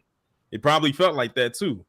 But yeah, I'm like, definitely shout out to, you know, Afro, Sage, and Black Alpha for basically going above and well, very much beyond, you know, what you were supposed to actually do in order to help facilitate this event to make sure that it kind of ran smoothly. I think towards the end is when y'all was able to have a moment where y'all could kind of breathe a little bit, because I think at the main event, that's when everything was more settled. Mm-hmm. Everything was more calm because everybody was in the auditorium at that part. And we could talk about like the main event, which started at 6 and ran to, like, I think, was it 8 or a little past? Was it past 8? I forgot when did it end? Almost 10. It started like at 7. And 7, yeah. It started at 7. It started at 7. Yeah, it started at 7. So for those of you who are looking in the chat right now who don't know what the main event was, the main event was just it was the main part where you had the main speakers. Tariq was pretty much like the host of the main event. You know, you had Vicky Dillard, Dr. Kaba, and Kiki Y. She performed, and then Rizza Islam came and he spoke. He was the one that pretty much closed it out. But also shout out to the 16-year-old DJ. Yeah. You know, I didn't catch I forgot his name, but Tariq has said that, you know, he's 16 years old and he was a DJ. Would have never known his age, you know, if Tariq didn't say it, but he definitely had the music in rotation, you know, some good vibes as people were starting to come into the auditorium. And shout out to Afro for hooking me up with that VIP badge. Allegedly. Y'all didn't hear that. Oh my God. I wish I would have had one. Yeah, that's and that was because of the thing, because Torian, you were supposed to get VIP. It was some technical issues. So I just, you know. Right. Because so I wasn't hooking up. Yeah. Anyway, Black Alpha. But anyway, yeah. The main event had Tariq basically bring out the speakers. The first person he brought out was Vicky Dillard, because I believe she was the only woman that spoke. The rest were men. And she came out and she did a thing. I think Vicky almost realized that she thought she was about to do her thing, like she was in front of her computer and she was on YouTube for a second there. And I knew someone in the crowd was going to ask this. and she said it on that stage. Did you bring the gavel? No, I asked that backstage. I don't know if you caught that, Brother Black, but I asked her that backstage when she was sitting down. I was like, "Did you bring the gavel?" She was like, "No, I didn't." I said, "What the hell, man? Where's it? Is it in the hotel? We'll go get it." I was serious. You had to bring that gavel. Now, if you look on my Twitter, she responded obviously to my tweet, and I was like, "Next time, make sure you bring that gavel because come on, Vicky, you know we know you for that gavel." Come on, man. I thought she was gonna like have the soundboard and the gavel, with her, but she didn't have the gavel up there, but she did do her thing when she was spoke. amazing. She was amazing. She had a hell of a speech. Yeah, like she managed to captivate the audience, with her presence. And then after she was done, Dr. Kaba came on and he spoke. And the thing is, if you was in the VIP when he was there, a lot of the stuff that he said on stage to everybody, he kind of said that when he was in the VIP room. So a lot of the stuff that I heard him talk about, I had already heard. It was some other added stuff that he did in there because he had more time in the VIP. His time was very limited, so he could only say a few things, and then he took questions from the audience. And then he did his thing. He spoke for a little bit, and then after he was done, then that's when they brought Kiki Wyatt out to perform. And I think she did maybe about 6 songs. I think it was 8. It was 8. Okay, 8 songs. She did 8 songs. What before we go any further, what did you think about that? Because y'all was on to the side. I was right in front. I was on that front row. We saw you, Torian. I tapped stage. I was looking at Torian over there rocking out. And Torian had the eyes closed. He was. We saw you from the far, bro. Hey, wow. Amazing, though. Yeah. So because like I said, I was really literally right in the middle of the front row. And the thing is, I was coming back and forth every now and then. I know that Afro came through and he tried to be incognito with the camera, trying to hold it like this. Like we couldn't see you was recording, holding it like this. So when I had to get that footage. I had to get that footage and everything like that. I literally walked in front of everybody. I had to. And I'm gonna be honest with you. And I cupped it because my flash was on because we were taking pictures. Yeah, I kind of figured that's. I kind of figured that's what it was. And the second I started recording, it was a big flash. I'm like. And I didn't even want to turn the flash off. I just covered the flash part of the camera and started recording like that. Yeah, and I had wanted to ask you more so Afro and Sage because Black Alpha, he just kind of stood stationary right there. Are y'all knees okay? Because I said I know their knees probably hurting from having to constantly do the crouch run like this, back and forth like this. I said I know their knees is probably killing them right now. I said that looked like it hurt. So the reason why we had to do that a lot is because, and I'll let it out now, we had to clear some seats in the front row so that the nation could have strategic posts for when Reza Islam came out. Okay. So, certain people, and that's why, again, to anyone in the chat, much love, but certain people couldn't sit in certain spots because we had to have y'all know. I don't need to go through, but we wanted to make sure everything was copacetic. So that's why you always saw me running back and forth and back, because I had to make sure certain seats were empty, and so that when the brothers came down, when Reza was about to speak, they had specific seats and specific posts that they can go to. I think it was a 6'9" dude sitting right by you too, Torrin. Yeah, it was a guy that was sitting. It was not next to me. Yeah, he had an all white. He had the little fedora on. Yeah, I couldn't tell from my angle, my vantage point, because I was sitting. So if I was standing up, I would have definitely been able to tell, what his height was. But I can guarantee they were pretty tall. Well, that guy was pretty tall. Not taller than RZA. You're taller than RZA. You tall. Yeah. And RZA Islam is pretty tall. He has some height to him. That man really is. And I know that from having, he's kind of swole too. So he looked like he about to burst out of every suit he puts on. Let me say this about the nation, man. Those brothers are so down to earth and so cool. They're super accessible, super thorough. You can really chop it up with them, and they're very, very polite to be around, man. So salute to all. I'm gonna tell you right now, when I actually met RZA and he said he knew me, he was aware of me. I'm done. All right, y'all. Have a good night. Night's over. Good time. Mhm. I was like, good. He's like, Black Alpha Network. I'm familiar with you. And I was Mhm. like, salute, brother. I think this is Yeah. before we escorted him, Sage. Yeah. Around yeah, Right. before this, right? Yeah. Yeah. I saw you get a picture with him as well, Torian. Yeah. Right there. I'm glad you said that, because that was actually one of my highlights. Was this moment right here. Like that one right there. Like I said, I had to get a picture with this dude. Like he came into the VIP. He was selling his book, and him and his lovely wife Kayla, who was also there. She's the one that took the picture, and they was selling his book. And I had took a picture with him, and when I had went up to shake his hand, he said, "You look familiar," but I didn't want to say. Wow. I didn't want to say like my name, because I didn't want to come off as cocky or anything like that. So I just kind of like let that just kind of think, because I wanted to see if he was going to figure it out.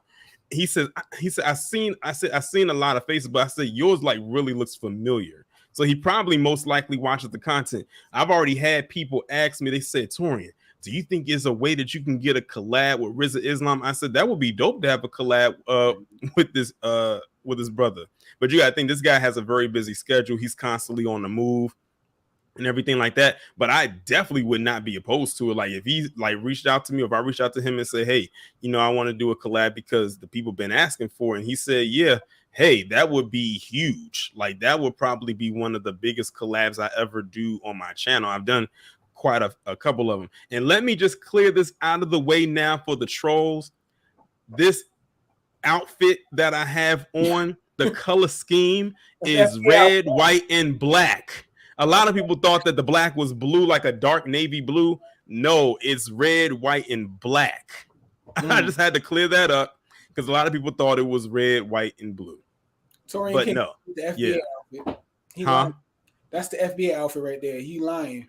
That's the right there, player. That's all exclusive. That's not even out yet. That's gonna be out next year. That's the new FBA. Yeah. I had actually got that outfit probably about over a month ago, probably a good month before the actual expo itself. And I was worried a little bit, because I wasn't sure if this would be comfortable to wear because of the weather. And I didn't want to worry if I was gonna be hot. But then I said, we're gonna be inside, so it's gonna be pretty air conditioned. Didn't break a sweat. This I'm glad I actually wore this, because this was very, very comfortable for me to wear. I think the only little sweat pockets I probably had was right around the cuff part of my arm, because the sleeves was rolled up, but that was about it. But I was very comfortable. I listen, I bring in all the jokes. Some people said that I was dressed like I was about to run out to the court for a 90s NBA game. I will welcome all the jokes, but yeah, I will definitely be wearing this again, not anytime soon. Probably when it gets a little bit cooler, but I will definitely be wearing that again. But this moment right here was definitely a highlight for me at this event. Got a lot of love off of this picture. I think this picture because I shared it on Facebook, Twitter, on here on YouTube, and on Instagram. This picture probably got almost 2,000 likes on the community tab. That's like probably one of my most liked posts. And I kind of figured that's what's going to happen. And you got to think, RZA Islam, I was listening to 5150, the episode they just did on Tuesday, because he was on there. He was a guest on there. And when he was saying certain things, I was like, he said this at the expo. When I was listening to it, I was like, I just heard him talk about this at the expo. So I thought that was pretty dope of him to reiterate what he was talking about just days prior to another audience. But that was a highlight. That was definitely one of my major highlights. And he probably, hands down, it's a good thing they saved him for last as a keynote speaker, because I don't think anyone was going to follow it behind what he said. And it was so interesting because he's such a polarizing figure. Into a lot of people on the outside looking in would say he's rather controversial, because he keeps getting kicked off of various social media sites for the stuff that he says. And I thought it was funny how he said, we not on the internet right now, so we all in this room, so I'm gonna say what I have to say right here. They can't ban me out of here. and he let it rip. For those of y'all who missed it, I can't put into words of what he said. Like, you would have had to have been in the room when he said what he said, and it really just kind of registers with you. And it just like had you just sitting back and thinking. But he also made another good. What was you gonna say, Afro? I was about to say what he said was almost like it was like a breath of fresh air, to be honest. Yeah. When he said it was like a weight that was lifted off of everybody's shoulders, it was incredible. Yeah, like we can't say right now, but exactly. Like he basically was saying the things that a lot of black people have been wanting to say about certain things. I'm not gonna say it on here, but a lot of certain things that we wanted to say. As a matter of fact, he kind of did that when he was up on stage. I'm not gonna say exactly what he said. He said, "Listen, we not online right now. We not on any social media sites." And he says, like, on a count of 3, I just want everybody just to just blurt out this one word. I'm not going to say what the word is, but it begins with the letter V. I'm going to just put it. And when he said it, everybody just yelled it out. And that was when it felt like the weight was off of everybody, when we were able to just finally just yell out that word and not worry about, oh, we're going to get a strike. Oh, they're going to kick us off of this social media platform, or this is going to happen, or this is going to happen. So that was definitely a moment. That whole speech he did was right there. And it was so funny towards the end when he was saying, how many minutes do I have left? They said I got 5 minutes, like 5 minutes. And then he looked back and Tariq said, we'll give you 10. He said they gave us 10 minutes. So everybody's like, yes. So I thought that was funny as well. But one thing that actually was kind of crazy to me, and this was more for everybody who went to the expo, probably everyone who was in the state of Dallas. All those damn Amber Alerts. What in the world was going on? All right, for those of y'all who weren't there, or those of y'all who live in the state of Dallas, y'all probably saw them as well. There was a whole bunch of Amber Alerts that went out for that entire weekend. I remember when I landed in Dallas on Friday, I got an Amber Alert before I got off the plane. Me too. I was like, what is going on here? I was like, I never got it. I was like, okay, it's an Amber Alert. Okay, it is what it is. But to get like 6 of them in a weekend, I said, I've never gotten that many Amber Alerts where I live. Like, the Amber Alerts are very scarce. Like, they don't have, you probably maybe, you can go months without getting one. But to get like 6 in a weekend, that's insane. I don't know what's going on in Dallas. And then when he was reading the name of the location, it was like, now it makes sense, because a lot of those Amber Alerts that came through were near the border, like that, near the border of like Texas and Mexico. And I was like, oh, okay, now it's making more sense. And I said, that's scary, but it's making sense. Like, what did y'all think about that? Hey, I liked how everything he said came full circle. Like, he'll make a point and then he'll bring it all the way back around, and then it'll make exactly what he's saying. I noticed when he said that about the Amber Alerts, the whole crowd, they gasped like, damn, that's true. Because I was noticing them as well. As a matter of fact, you heard a couple of them going off during the whole speech, not his speech, but in the beginning of it. Yeah. You heard them going off. You heard them going off. So it was crazy. And he made a lot of good points. I like how he talked about San Antonio, and people thought he messed up. He's like, no, y'all know what I'm saying. It's Dallas, San Antonio, the whole 9, all that goes on here. So yeah, that was crazy. I've never seen nothing like that before. Yeah. That was real thorough, man. But that's how RZA is, man. He's a thorough brother. He talks with so much sense. And, I'm not surprised, because like Brother Malcolm always said, make it plain. He could take the most sophisticated, complex situation, and he could break it down to a T to where you just understand it. You know what I mean? Yeah. And when it comes to all those Amber Alerts that, we always get, because I was getting them too, brother. Matter of fact, man, I think one woke me up in the middle of the night. Them Amber Alerts are loud. They're like alarms. Like, that's literally what they are. And they're very loud. And the thing is, they do not stop until you turn it off. Like, they will continue to do that loud, long buzz sound. Yeah. And it's very loud. Like, you cannot escape it until you just turn the sound off. I actually had to turn my phone down. See, my phone was pretty much on mute, because I didn't want to be the person where it goes off and everybody starts looking at you and stuff. So I turned my phone all the way down just so I could avoid one of them, and it still ended up happening. Yeah. Yeah, that's pretty deep. That's pretty scary, man. It really is. Yeah, at first it was so frequent. I'm thinking they're the same Amber Alerts. Yeah, Right, that's what I was thinking right. too. That they were the same ones, but they were different ones. I'm like, what in the world is going on? Because I had my phone, and then I had my Apple Watch on, so it's like now I'm hearing double the sound. Yeah, I said that was crazy. I said I got one as soon as I landed. I think I got one probably when I got to the hotel. And then I got a couple more. And then, like you said, there was more that happened at the expo. And even after, it was just, a lot. That is insane. And someone has said that they live in Texas, and that's not new for them.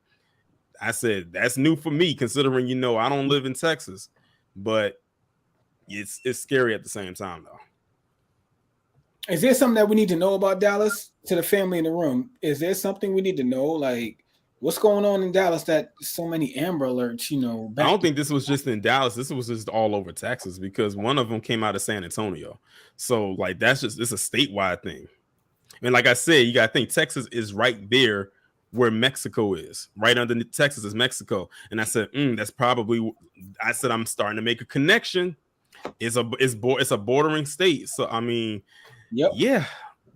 I said, I think I'm starting to see why that is. I should have, what I should have did? I don't know why I didn't think to do this. I should have asked somebody in there who was from Texas, who was at the event, how is your governor doing? I'm like, how is Governor Wills doing? I don't know. I was a missed opportunity for me. Hey, Torian, in the private chat, man, I put up some pictures, man, because I know we all took some. Okay. Hold on. We took some epic pictures. You know what? I didn't even think of that. Before we go, just so we can clear things up about the VIP thing, just to clear that out, I want to explain myself a little bit. There was somebody who had contacted me and told me bought a VIP ticket, but and I know them personally, but they let me know that they weren't able to go and that I could have the VIP ticket, which I didn't need because I was volunteering. Torian was literally one of the first people that I saw that I knew. So if they gave it to me, I was like, I'm just give it to Torian. So that's kind of what happened there. So nobody needs to go around spreading anything else, because that's what happened. I'm glad you cleared that up. And by the way, this is the background that Afro was talking about earlier, that they ended up having to put up because the people that were supposed to be there to do it weren't there. But this FBA Expo, this was in the VIP room. That's the background they were talking about. But it got put up though. Yeah, we found out how to do it. We had to find out on the fly too. Real talk. Right. And I want to say this too, family. If you're going to volunteer to, help out a situation in which you're helping out the family, you're helping out, the B1 brigade, show up. Please be there. Don't have, us thinking that you're going to help and volunteer and then don't show up, or just don't waste your time and say, I want to volunteer, but guys, let's be, especially when we throw on big events like that, let's be professional and stick to your word. Be a man of your word, a woman of your word, especially when it comes to the family. Do that shit with the white people, do that with them. But when it comes to us and our business, let's take it to the utmost professionalism, guys. If anyone in the chat here volunteered. Exactly. Yeah, stick to your word, man, because that stuff ain't cool. People put a lot of work, time, energy, and effort. Yeah, man. Shout out to you, brother Afro, because like I said, man, if me and Sage did 9 to 5s, Afro did like 5 doubles, man. He right. Exactly. That's why I said you need as much rest as you possibly can get. And I hope you've been getting some, rest. Afro took time off of work, but he didn't stop working. So let's just say that, okay? Exactly. Afro was working in Chicago and he was working in Texas, family. And guess what? And I'm gonna put this down here. I'm gonna put this right here, right now, Afro, because I think you volunteered for the Rally for Reparations and you volunteered for this event. I'm making this declaration for you right now. At the next event, don't volunteer. Like, just go. Just go so you can actually just go. So you can actually, seriously, so you can actually enjoy yourself. Because I know that you probably wanted to actually really experience the expo, like a lot of other people that were there, and you really couldn't because you were constantly on the go. And the thing is, you didn't have all the help that you were supposed to. So it felt like you probably wish that you was able to turn into a damn spider and grow like 6 extra arms, you know, so you could actually be able to, you know, function. At the end of the day, you're still human like everybody else, and you deserve to actually enjoy this expo like everybody else did. And unfortunately, I don't think you really had the opportunity to do so because you had a lot on your plate. So the next time that there is a event, let someone else take the reins, let someone else handle it, and you just enjoy yourself. I don't think that's in the spirit, brother Torian, but good try. I'm just saying. I get you, because there was some stuff I missed out on. There was some workshops that I heard was very good, very, very well. Yeah, I sat in on a couple of them. I didn't get to see any workshops. I missed all of the workshops. And the VIP. But I'm not sitting up there being I truly appreciate the opportunity to do all of that stuff. Mm-hmm. So getting it back and everything like that. When I met Rizza Islam, I'm all like, hey, I'm Afro Elite, and he was like, oh, okay, how you doing? Like Rizza remembered talking to me on Twitter Space, because we talked a couple times on Twitter Spaces, and Ben X. They all knew who I was. I'm thinking I'm introducing myself and I'm gonna explain what I do, but they knew of me, and that was a great thing to be in the back with them. Mm-hmm. Dr. Kaba and all that stuff. So I'm not regretting any of that. Yeah. But there was something. It was a sacrifice. It was a give and a take. Yeah. Yeah. And like Daniel said in the chat, it's that you're not going to be able to not lend a hand that it's in you. Like you just have that. You just have that natural, aura of wanting to assist and wanting to help out. And I mean, that's understandable. Like I said, that's just my suggestion. Maybe I don't know. Maybe I'm speaking for myself. I think that's probably what it is. I'm probably speaking for myself. But one of the I guess cons that I had, and I think that each of us did, as well as probably a few other people that was there, was the lack of food trucks. Yeah.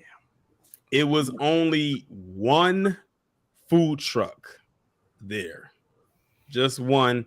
And then when I went out to actually go get some food from them, they said they were shutting down because they ran out of food. Because they only had one food truck there. So yeah, it was a lot of hungry people. How did they run out of food when it was only like 6 people in the expo? I don't understand. How did they run out of food? The expo was empty. The expo was empty. How do you run out of food? I'm trying to figure this out. The two don't go together, but continue, brother. Yeah.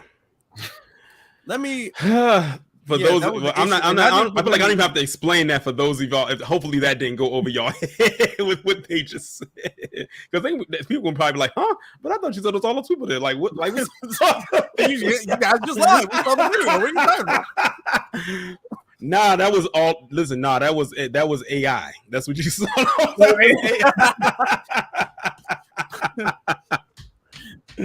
Oh man. Speaking of food too, all three. I don't know about you, brother Torian, but all three of us, the only food we really ate was Just Eve's cookies throughout the day. Yeah, like any type of food that vendors that were there, that was probably the food that we ended up getting. As far as so we were literally nibbling throughout the day, like snacks.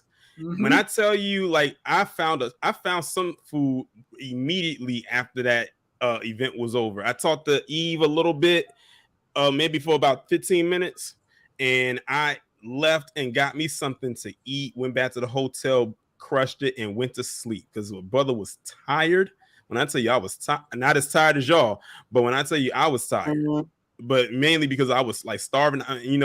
I'm surprised that I didn't have hunger spasms or hunger pains throughout the day. I'm surprised I was able to get through the day with very limited food. But yeah, that was a major con, was the lack of the food trucks, unfortunately.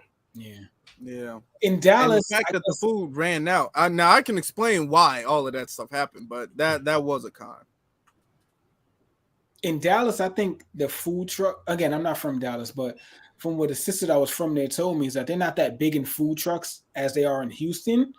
So the different type of permits that may be needed, they were not able to get them maybe in a timely fashion. Because Afro was just talking about the food truck was parked. And when I say across the street, guys, it was literally across the street. Across a damn highway to get to the food truck. Yeah. Very interesting. But my issue with the food truck, because I heard it was amazing, the food, but why didn't you bring extra? I mean, maybe they didn't know they was gonna be the only ones there. Okay, granted, yeah. But you knew there was gonna be hundreds, thousands of people there. You gotta send somebody to the damn supermarket and keep the food coming. Keep it coming, man. Come on. I know they made a gang of money. And shout out to that black family that did that. They made a gang of money. But bro, come on, man. Because when it was time for me and Afro, I believe that was after Marcel got there. Yep. Like a good 5 minutes. And that's what Torian was talking about. We were sitting down in the VIP room just trying to catch our breath and all of that. And then it was work right after that. Yeah. I know y'all was hungry. I know I was. I was getting something to eat when Marcel went on, and then I said, "Oh, they ran out of food." Right, and that was around like 4 o'clock or something, 3 or 4. Yeah, because we had went out there, like we was going across the street, to go and get some food, and that's when we went over there, and we saw them literally take the last person's order, and I should have known something because it was hardly nobody over there. If they still had food, it would probably been like a line still. But it was like hardly no one over there. And when they said it was no more food, I said, that's why it looks empty over here. And I was mad because I'm going to be honest. I saw some of them trays that people came back with. That food looked like it was fire. Yeah, man. Yeah. Oh, my God. Like, I was mad because you could smell it. Like, when you hungry and that sense of smell heightens. Like, you can smell food like a mile away. Like, we was almost like some bloodhounds.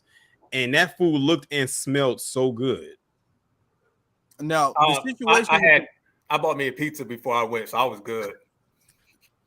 Now, I mean, and I finished it when I got back to the hotel. I'm just saying. Now, the food situation was the fact that in order to have a food truck, you have to have a permit, and this is, food safety permit and everything like that. So you have to have a permit, and then you have to have a pass to be parked at the facility. So we got all that. Then the day of, the police was all like, "Oh, you're gonna have," because there were not supposed to be just one food truck. That was the only food truck that stayed.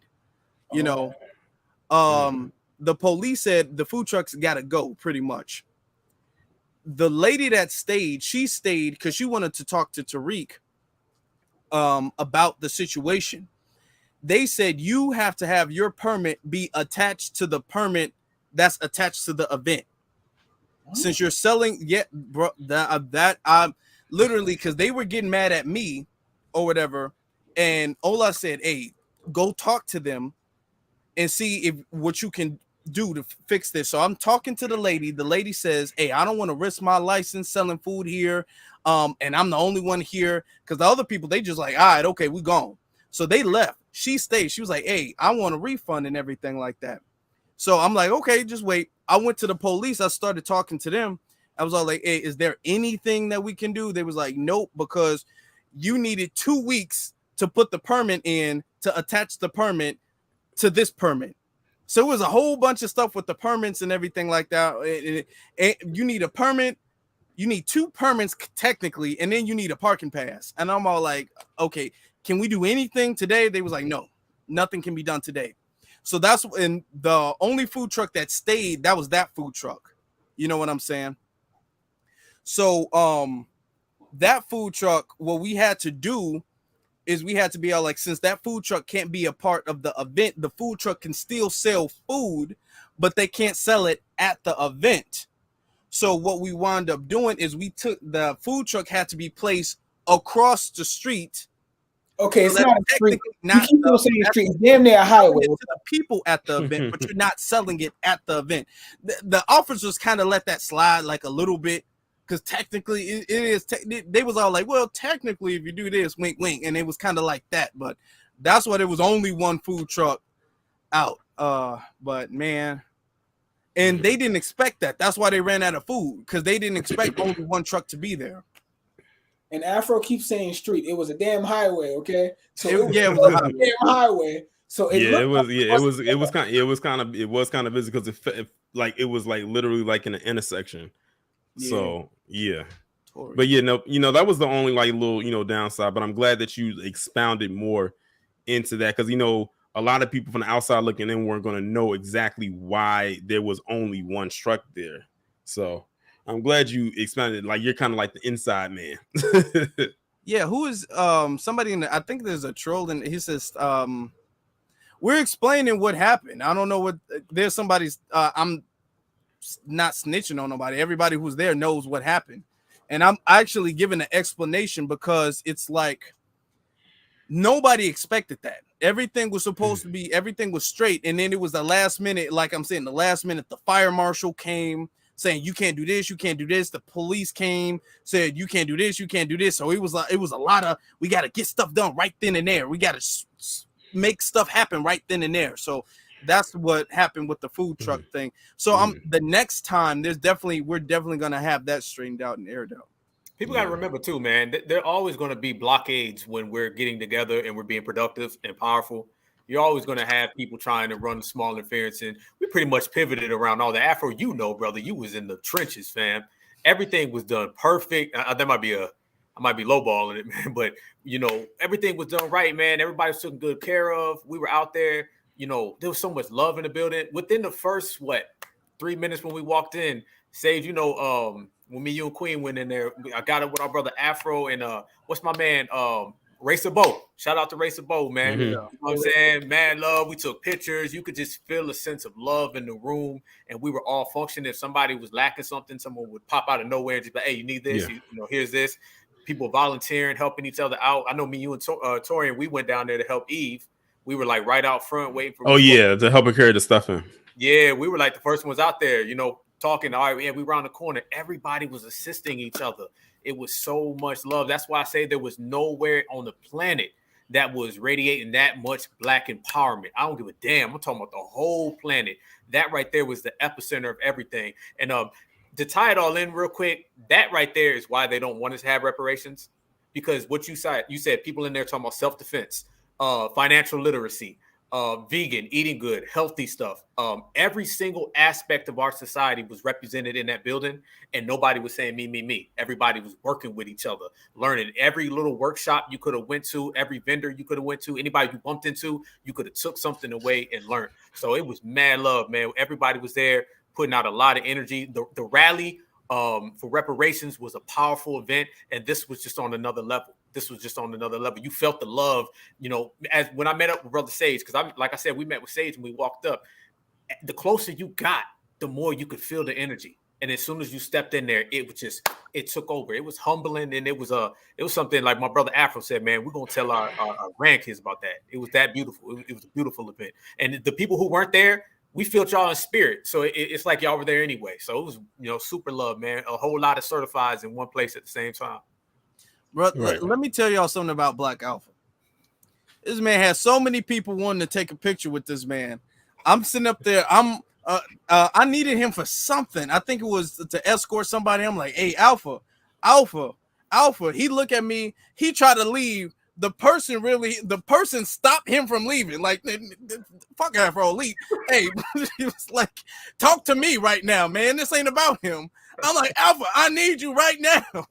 He was like, I'm gonna get back with you. These people didn't want to let this man go. It was crazy. Hey, I can say the same thing about Afro now, because I'm sitting there, I'm like walking by. Man, hold on. See, I got 100 stories. I'm coming up with stories as I'm thinking. Let me stick to one. I'm sitting there and I see Afro over there talking to people. I literally turn to talk to somebody and look back. Afro's gone. Now he's over there talking to somebody else. And I'm like, how the hell did he get over there that fast? I see Afro upstairs and I'm like, all right, bro, I'll see you in 2 seconds. Come back. Then I bump into him downstairs. I'm like, this man is everywhere, all the way around, man. Same with Sage too. Sage, you always do that though. I see you at the rally. Sage, there's like 5 Sages at the rally. There's like 5 of them everywhere I turned, man. So, man, you just blame it on New York. You think that New Yorkers take over everywhere we go, and that's not the truth. Not all the time.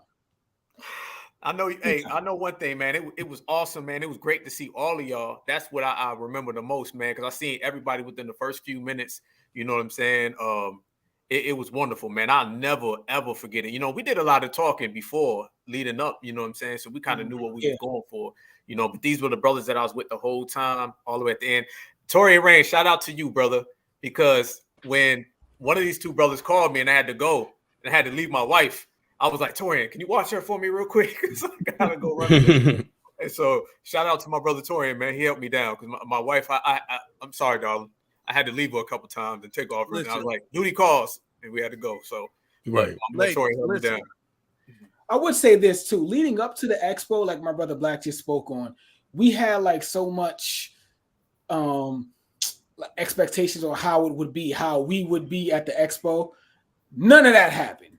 We basically, again, I had an amazing time at the expo. I wouldn't change anything that none of these brothers did at the expo. But first of all, I think the expo exceeded everything that I thought it would be.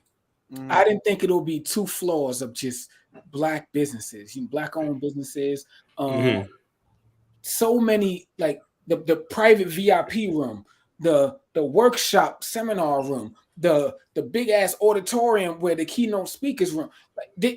Brother Tariq did a lot, and whether you want to give him all the credit, like I said, because I think that regardless of what me and Black did that day, Afro deserves a lot of credit for that going down, and a lot of people not noticing a lot of things that didn't come, in front of the curtain.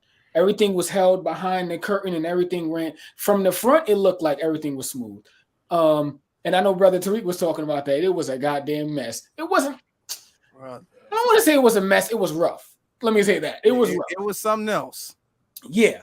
But our expectations, none of that occurred. But I still enjoyed it to the fullest because I wouldn't change not a second the way it went down. No.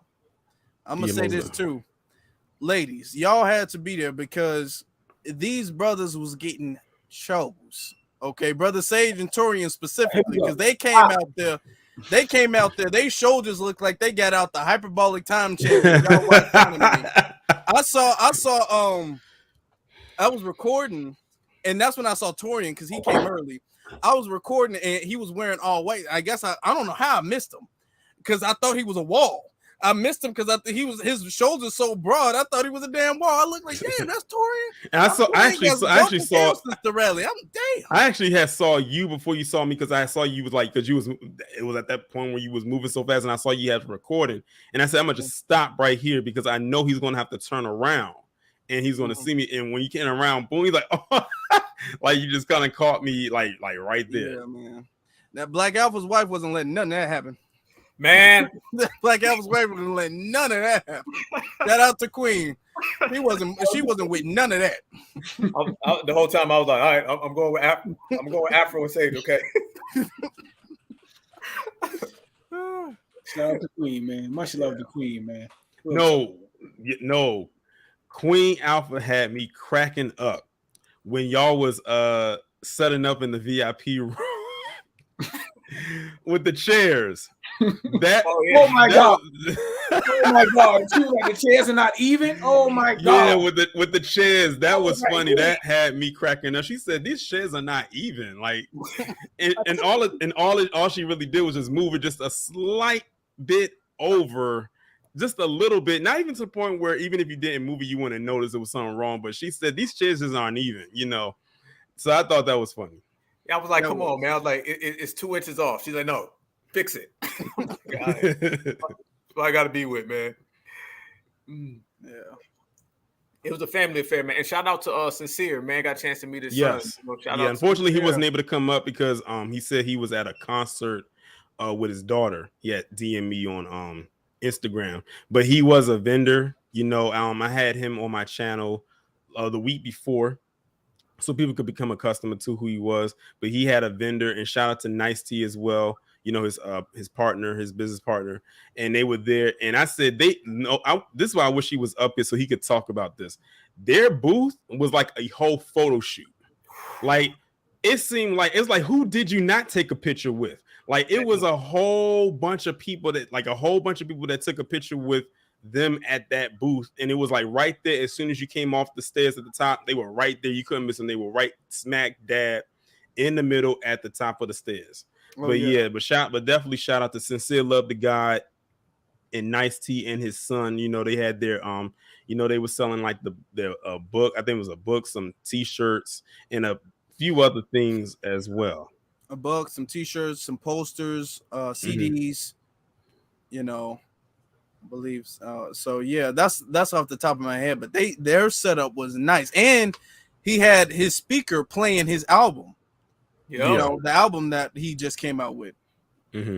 Yo, I gotta send a big salute. I know y'all brothers on this, man. I gotta send a salute to our brother Tariq, because definitely, you know, like me and Afro had a conversation, man. It's like our brother, he deals with so much stuff, and on the level we're at, Torian, you know, where we are, we understand what goes into this game. So to be on his level and all the things that come across, you know, for him to pull this off and look out for us and hold us down. And then like me and Afro had a conversation the other day, you know, these events allow us to meet our people.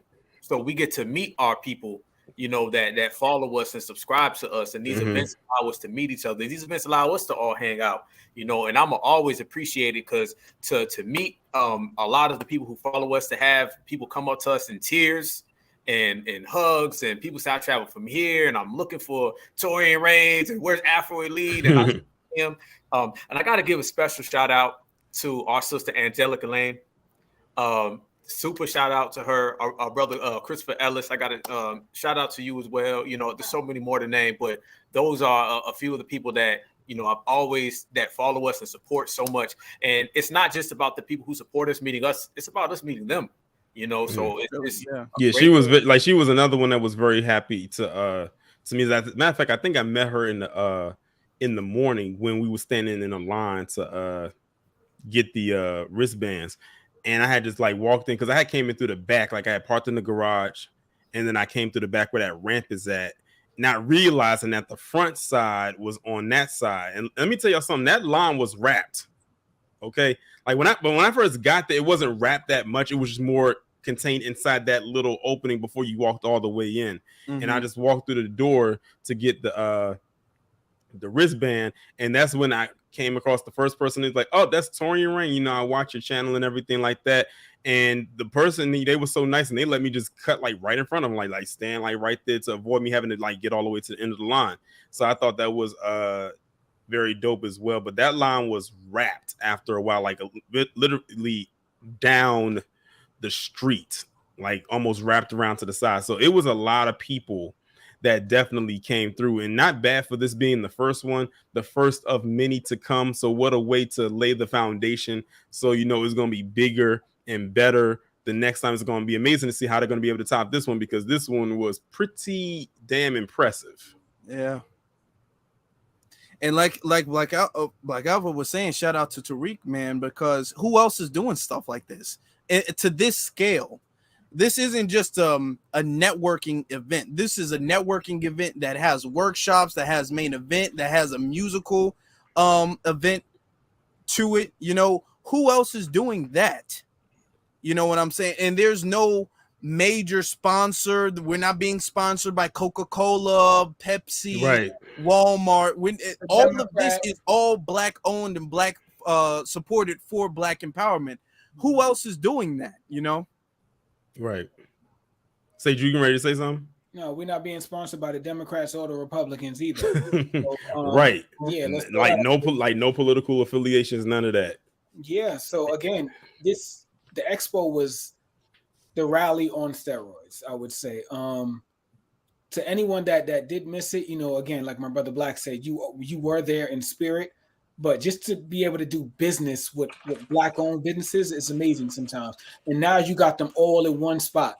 So what I took from it, besides business cards, is now I can shop specifically with my people. You know, and that's amazing to me. That you know, the fact that we can shop with our own, whether we need soap, paper towels, anything that you need, your own is making it. If you need like education, because it was like my brother was saying, workshops that gave out education on certain things, you can always get that. And also at the end of the night, of course, entertainment. So again, he tried to cover everything within, the hours that the expo was popping off. And I love that. I love that we're moving off of online and we're actually, starting to network in person. Yeah, it's a good thing. And I was a lot of businesses because I was just so busy. I wasn't able to really shop like I wanted to. But I'm inside. I'm like taking like digital pictures. And what I did too, I made sure I went around and took video of pretty much everybody's stuff if I wasn't following them on Instagram or whatever. So I'm all like, I'm not gonna get this right now, but I'm gonna order this later on. You know what I'm talking about? So it's like I said earlier in the broadcast, it's a lot of that going on where I want this now, but I'm gonna get this later. So it's a lot of that going on. And it wasn't just because some people were talking about, oh, it was just t-shirts and candles. It was a lot of good t-shirts, it was a lot of good candles, but it was a lot of good other stuff too. Exactly. It was desserts, it was other people's services. People came there advertising their actual services and stuff like that. It was services, it was artwork, desserts, it was soap, it was oil, it was children's clothes. There was one vendor who was selling kids' clothes and stuff like that. Other people selling their books. It was I can't name everything. It was a lot of stuff. Yeah, exactly. It was a lot of things. Like, what's so interesting too? I think it's also really interesting that this fell the weekend before the anniversary of what happened with Black Wall Street. Because like I did, that was my episode yesterday. Was on, and how ironic, this is the anniversary right here. May 31st through the 1st. So I thought that was very interesting how that fell the weekend before as the anniversary of that, because that's literally what it felt like. It felt like a little mini Black Wall Street. Like that's literally how I feel like that's how Black Wall Street started, was something like that before it expanded into what it became. Unfortunately, it's no longer here. But I'm gonna just put it like this: our ancestors would be proud. I think so. Like I think they would be very proud of the event that was put together this past weekend.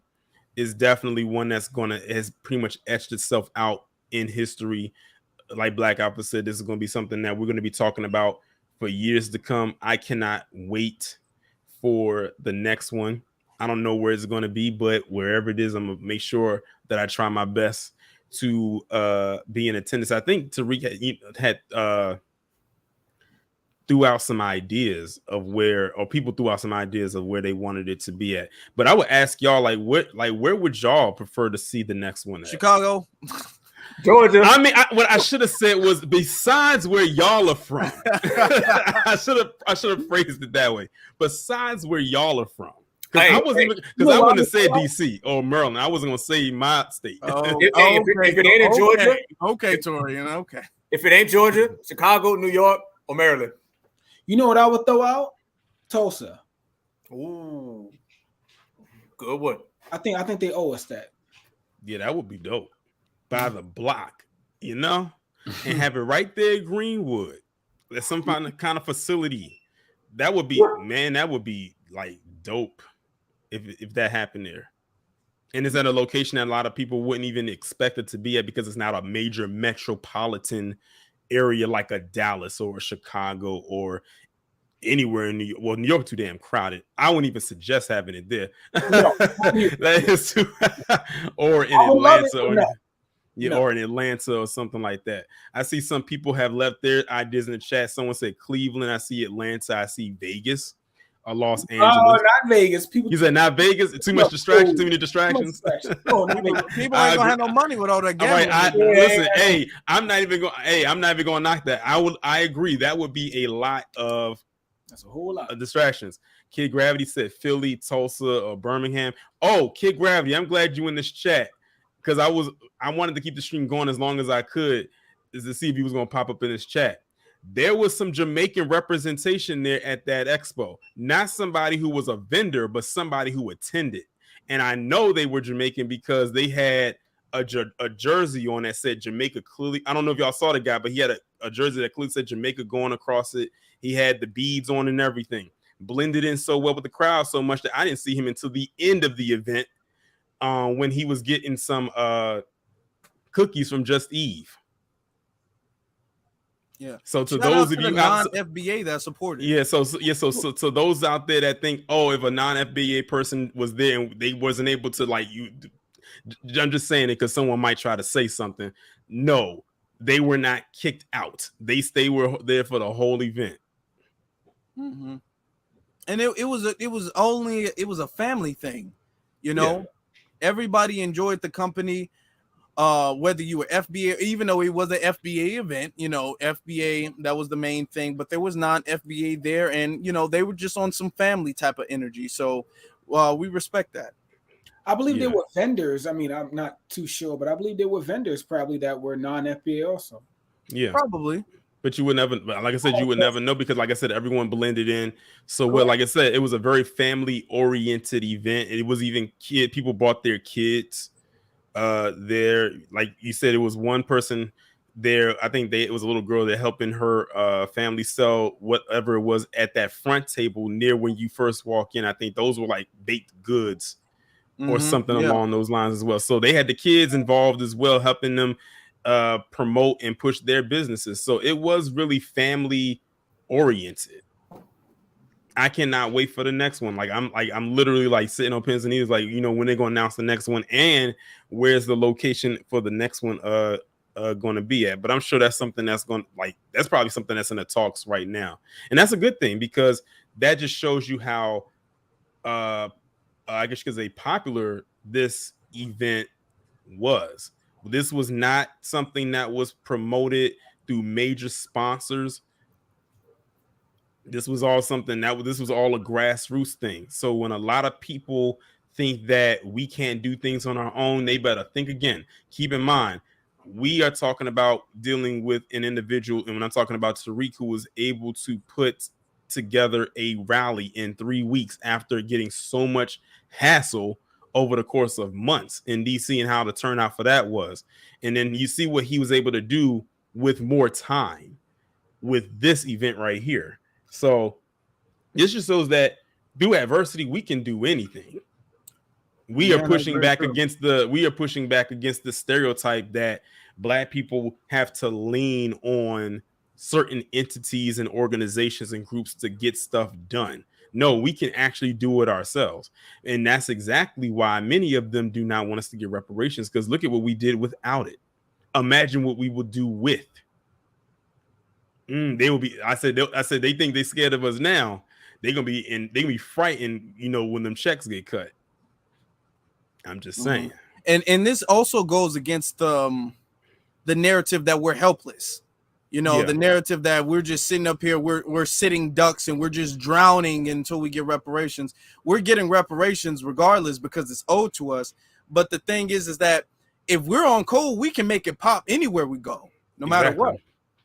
Definitely. And that's exactly what's, you know, going on right now with this past event. So you see the reception of it, you see the results of it. It was definitely a success. Everybody got something out of it.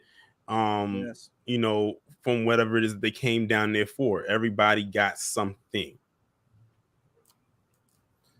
Hey, you know what? I got a heart. You know, it's crazy, brother. I gotta remember the rally was only 6 months ago. From the rally to the expo was 6 months. It feels like the rally was a year ago. It wasn't even half a year ago. So that just shows you what we can do. We put together, you know, like I said, super certified salute to Tariq to have a reparations rally and then a Black expose. Who else is doing that, man? Who else is doing where? And I'm talking about, once again, not just in America, I'm talking about the whole world. Where is that type of Black empowerment coming from other than from this side of the fence? You know what I'm saying? So it's a hell of a thing, man. Why are you always messing with me? No, he did not. No, he did not bring. Listen, Mambo Sauce was not in attendance at this event, but I'm gonna tell you this right now. If they do, and that's why I'm surprised Afro didn't say DC and he mentioned Chicago, because if it is in DC, you already know what's gonna happen. Y'all know what type of energy I'm on. Y'all already know. I'm gonna be Sage. Don't say nothing. I'm gonna get there 3 days early. I'm gonna be picking out. Hey, if they do have it, there might be some people who are vendors who will be selling their own brand of that sauce. So you never know. You know. Hey. Hey, I don't think that would have mixed with all those chocolate cookies, brother. I'm just saying. Hold My on. stomach would have been killing me the next day.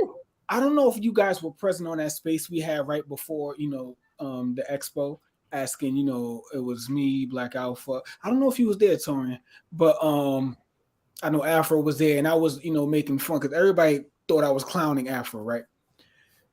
Ask Afro in the chat how his ass got home.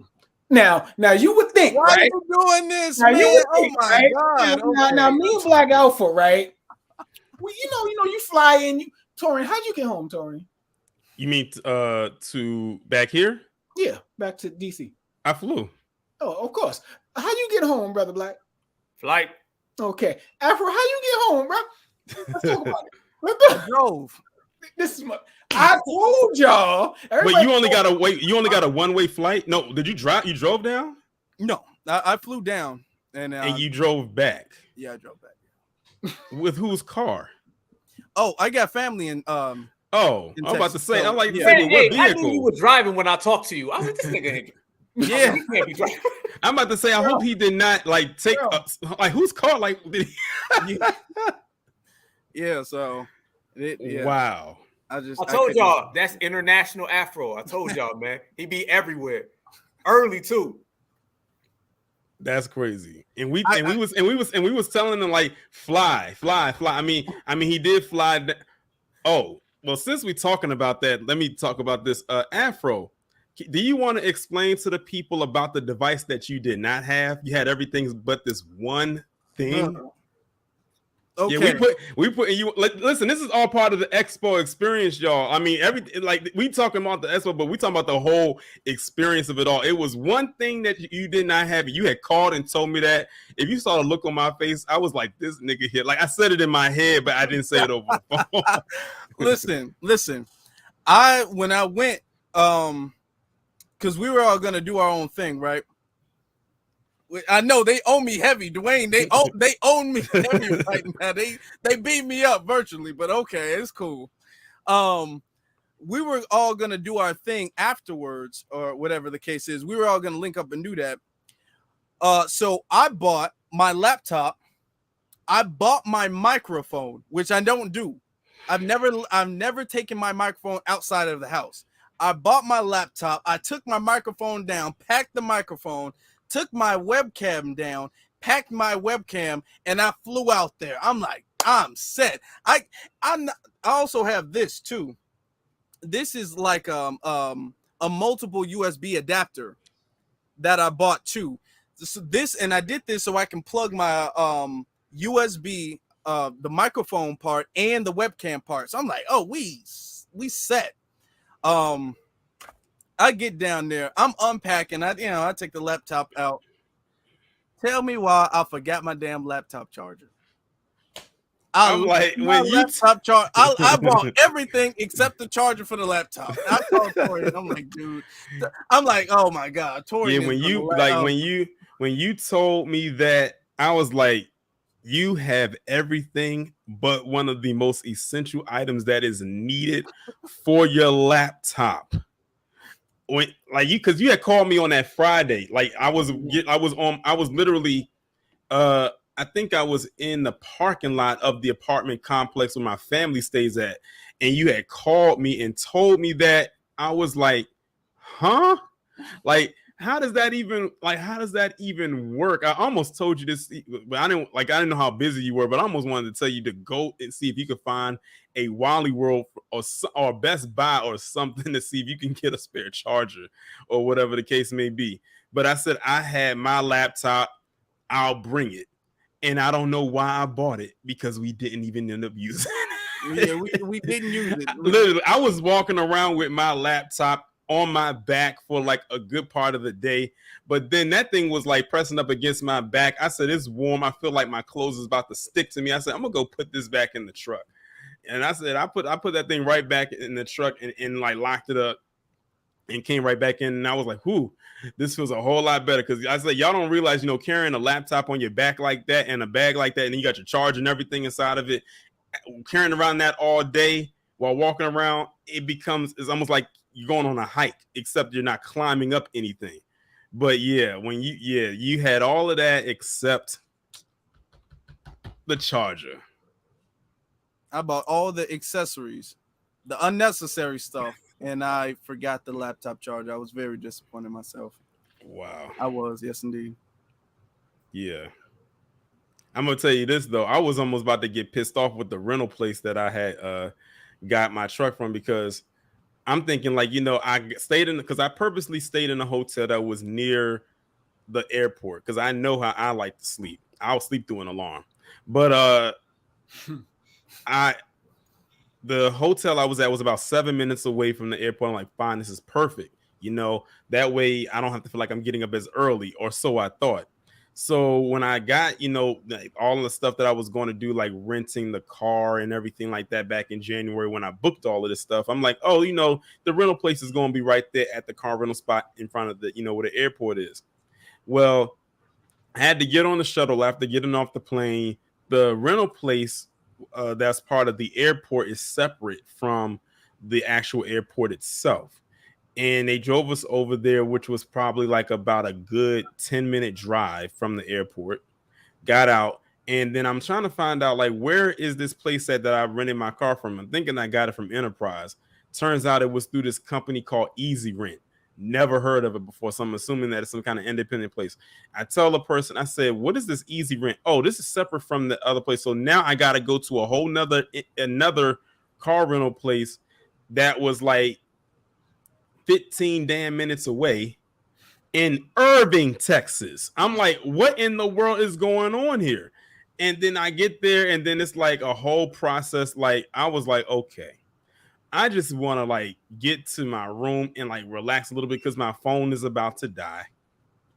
Get to my room, and then I just relax for like a good hour, let my phone charge up, and then that's when I go and call my aunt and tell her I'm on the way. And let me tell y'all something right now. The combination of construction and rush hour in Dallas is absolutely insanity. And their roads, I don't know, their roads are real funny to me. I don't know how they're merging. It's the weirdest thing. Like these wide merge lanes, it's like they're very wide. And it's like you got to get all the way over just to, to merge. I'm like, I said, Dallas, y'all got some weird roads. And that construction is no joke. And I said, I'm, well, even though I don't live in DC, one of my gripes with it is it's a lot of one ways. So GPS be damned if you make the wrong turn. I'm just saying that right now. But Dallas has some weird road structure. Of course, those who live down near Dallas are probably used to it by now. But yeah, I said it like this. The next time that there's an event, I might just do the Uber thing. And I know that was hell on y'all because the Uber down there was terrible. And I had to keep that in mind when I had to Uber from the car rental place to back to the airport, because my flight was at 8 something in the morning. The car rental place didn't open up till 8. So I had to put my key in the little drop box and call an Uber to come and get me. Luckily, it was somebody who was going to the airport at the same time I was in the same terminal. Thank God. I don't know if that was a miracle or not. And I just split the Uber cost with them. So it all worked out. It all worked itself out. Yo, the Ubers, they give anybody a license in Texas. I don't know what y'all doing. Y'all give anybody a gun and a license. Y'all need to stop. They got to be a class or something, because the Uber people don't know where they going or what they doing. And that's like, even for landmarks, I'm like, when y'all were telling me these stories about how they kept getting y'all turned around and whatnot, I was like, that's crazy. Luckily for me, going to the airport to leave, I did not run into that problem. Thank God. Yeah, my flights, my ride to the airport was very smooth. It was a brother, fortunately for me that time, but it was very smooth. I have no complaints about my ride to the airport. It was the rides everywhere else. Okay. Mine was a little different. Okay. Oh, damn. All right. I called Afro from the airport, so Afro knows what I'm talking about. Mm-hmm. All right. So I ain't going to get all there. And I ain't going to, if this is my channel, I would have been talking way more crazy, middle fingers flying, but I ain't going to do that, brother. Frontier ended up messing me up. So I ended up being late for my flight. Well, actually, I was early, but somehow they messed me up. So I ended up having to rebook. This is how dedicated I was to getting there to be with the family, okay? I ended up having to rebook. So I ended up spending an extra $200 rebooking. I had a 10-hour layover in Orlando. 10 hours. So we had to wait for 10 hours because Frontier messed us up. As soon as we get there, I had to get an Uber. The damn Uber driver looked like he was out of the damn jungle of Zimbabwe. All right. He acted like he didn't know what he was doing or whatever. He stopped the car and started like turning his phone off like it wasn't working. He was like, I can't get it to work. And then I pulled out my phone. I was like, do this way. It was $75 for a 20-minute drive. This is how this dude got me. And then when we get out, he was telling me, well, plus 75 plus. And he was like, well, fees and all that. And then Queen cussed him out.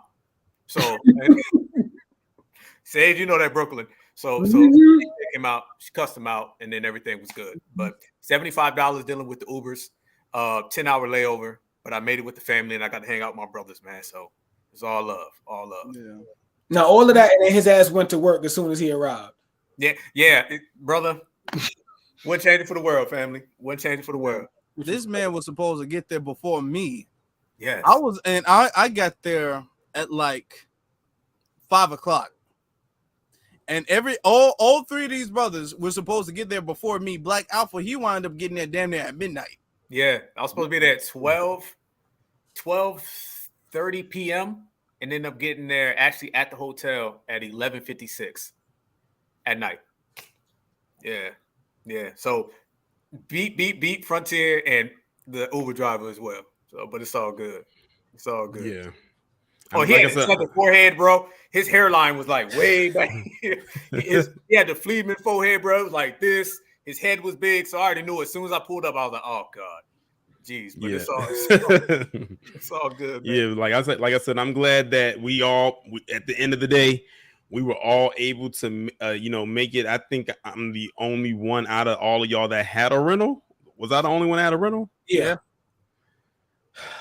See, now it's like, okay, I'm trying to debate the next event. Do I get the rental again, or do I go with the Uber? But that's so risky because of you don't know how these Uber drivers work in these other places. You don't. So it's like, but I'm glad that everything, ended up working out for everybody, getting to and from their destinations. One highlight for me though, and this was after the expo was over when I was leaving, is I finally was able to see that tall skyscraper in Dallas, one with the green light. You know that green light? I don't know what the name of that building is. Someone in chat may be able to tell me. But it's a major landmark. Like it's one of the things when you see it, you know exactly what city you're in. But it's that tall building that has that green light streak that goes on all sides of the building. And then they also had that one that looks like the ball that they drop on New Year's. It just kind of stays right there in the air that lights up. But yeah, so I was actually glad that I was able to see. Now that was like downtown Dallas right there. Like I saw some sights when I was driving through there when I was leaving out of there to go back. Wiggleman said the Bank of America Tower. Okay, so that's the name of it. I didn't know what the name of it was. I ended up driving through where Kennedy was shot. Mm-hmm. On my way back to the airport. I ended up driving through that, and because the brother I had was fairly cool, because I was like, yo, where's the landmarks at, in Dallas, just so I can say, I saw it. I'm already here. Let me, take the long way, because I went for the airport early, so I was like, yeah, take the long way, and then brother took me by the Kennedy spot. That was cool. I went by that Bank of America Tower. That was cool, just driving wise. I didn't get out the car or nothing, but yeah, it was cool. It was pretty cool, I must say. Yeah. Black Alpha, did you see any landmarks? I wanted so bad to go to the Kennedy spot. Man, so bad. I wanted to go. You didn't make it? I know we was talking about that. Damn. Yeah, brother. I missed it, man, because I had PTSD from them Uber drivers and missing that flight. So I got to go get back to the hotel. Right. My flight ended up leaving at like 2:00, and I was at the airport at like 10 a.m. So I was like, man, I'm going to sit here. I just sat there and I was like waiting. I was like, okay, let's go. So I ended up missing it, but I did actually see that building you're talking about. I seen it from afar though, Torian. So I was happy to see that. But shout out to Dallas, man. All the B1s and the FBAs down there, beyond all the tethers and stuff like that. It was definitely a good trip, good visit to see all the brothers and sisters who were from there, and then the brothers and sisters who convened there, man. So it's a beautiful city. It definitely is. It most definitely is. Did you see anything Afro? Well, you probably wanted to see the inside of your eyelids. that's the only landmark you wanted to see. Probably after dealing with all of that on Saturday. I was at peace. Listen, let me tell you. When I got back to my hotel, I took a shower. I had this like layout couch right next to my bed. I'm sitting up there eating the oatmeal cream pie from Neatly, the Neatly vegan. She gave me an oatmeal cream pie. Man, y'all should have seen. I look like one of those bears you see at the zoo that doesn't do anything but eat. I'm sitting up there. I'm laid out. I'm just eating it there. I was so beat. I was so exhausted. I was like, oh my God. Mm-hmm. If like I'm like, I couldn't get this the next day. I couldn't. That took the whole weekend was in one day for me. I was like, I couldn't do this the next day. Right. I didn't get home. Honestly, I didn't get home that night until like 2 a.m. because I ended up going with Just Even them. Even Ogun Spirit. Shout out to my brother Ogun Spirit. Much love. Shout out to Just Eve. Just Eve's husband, got to meet him. I ended up going with them to like Whataburger. Now Ogun Spirit had like this big ass van, and I was mad at you, Black Alpha, because you left. They would have been dropped you off. They was asking. It was like, where's Black Alpha? And I was like, damn, I think he bounced already. But you and Queen had left already because they was gonna, I guess, save y'all some money.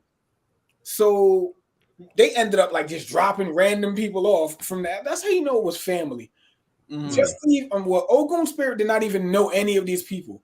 And he was like, listen, y'all need a ride? Who need a ride? You need a ride? Where you at? Oh, that's 10 minutes away. Yeah, get in. I got room. And he had room in the car. And they were a vendor too. They were selling soaps. So he ended up dropping them off. And then we ended up going to Whataburger after. And then me, Just Eve, and Ogun Spirit and Just Eve's wife were just out there just talking. And, we were talking about the situation, with his family. And much love to our brother, Ogun Spirit. Much love. I don't want to get into everything that he said. I'll let him do that if he, wants to speak on it, But yeah, man. I didn't get home till like 2 a.m. because I was just chilling with them, just having a great time in Dallas, man. And that lets you know wherever we come from in this country, whether it be, New York, Texas, DC, Georgia, Illinois, California. Shout out to my brother Black Roach. It's always love. It's love when we see each other. You know what I mean? Like it's always love, and that's how it should be. Always definitely. But yeah, I think we pretty much covered just about everything. I mean, we been here for almost 3 hours. Like I said, this was going to be a full recap. I'm sure there's probably some other things out there that we could talk about, but I think we pretty much covered as much as we possibly could, like by memory. Like I said, even though this is, you got one more thing, Afro? Yeah, I want to say, let's let them know the inside joke of why we saying, oh, the place was empty. You know what I'm saying? Let's get that out the way. Let's get that completely out the way. Well, you should say, since you brought it up. There was an individual, a troll, who bought a ticket. Nobody know what he looked like. Bought a ticket. He's going in rooms before stuff really starts off, and he's taking pictures like in the corner, and he's taking like weird pictures from weird angles. And he was like, oh my God, nobody was at the event. This man is like going around and literally looking for the smallest gaps where nobody was there and took a picture like, damn, nobody is here. This place was empty. So that's the inside joke thing, because people literally paid money and traveled. If he's not from Dallas, he traveled to troll and made a fool of himself. And his pictures was all blurry and stuff. Listen, that's like that. Now that is some next level trolling, that you would spend that kind of money just to, I guess you could say, embarrass yourself. I mean, yeah. I'm sure Tariq thanks you. It's going to a worthy cause.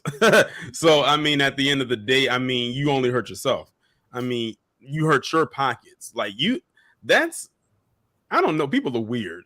People are weird. That's really like all I can really boil it down to, and it's in the most nicest way possible. Is that people are just weird out here? Like that's a waste of time, a waste of money, and a waste of energy for you to go and for what? Like that. And I think I think I know what post you're talking about because I came across that post the other day, and the thing was only like a 5-second clip. I think it was like a 5-second clip. I'm like, okay, like I'm like, what kind of point are you trying to prove here?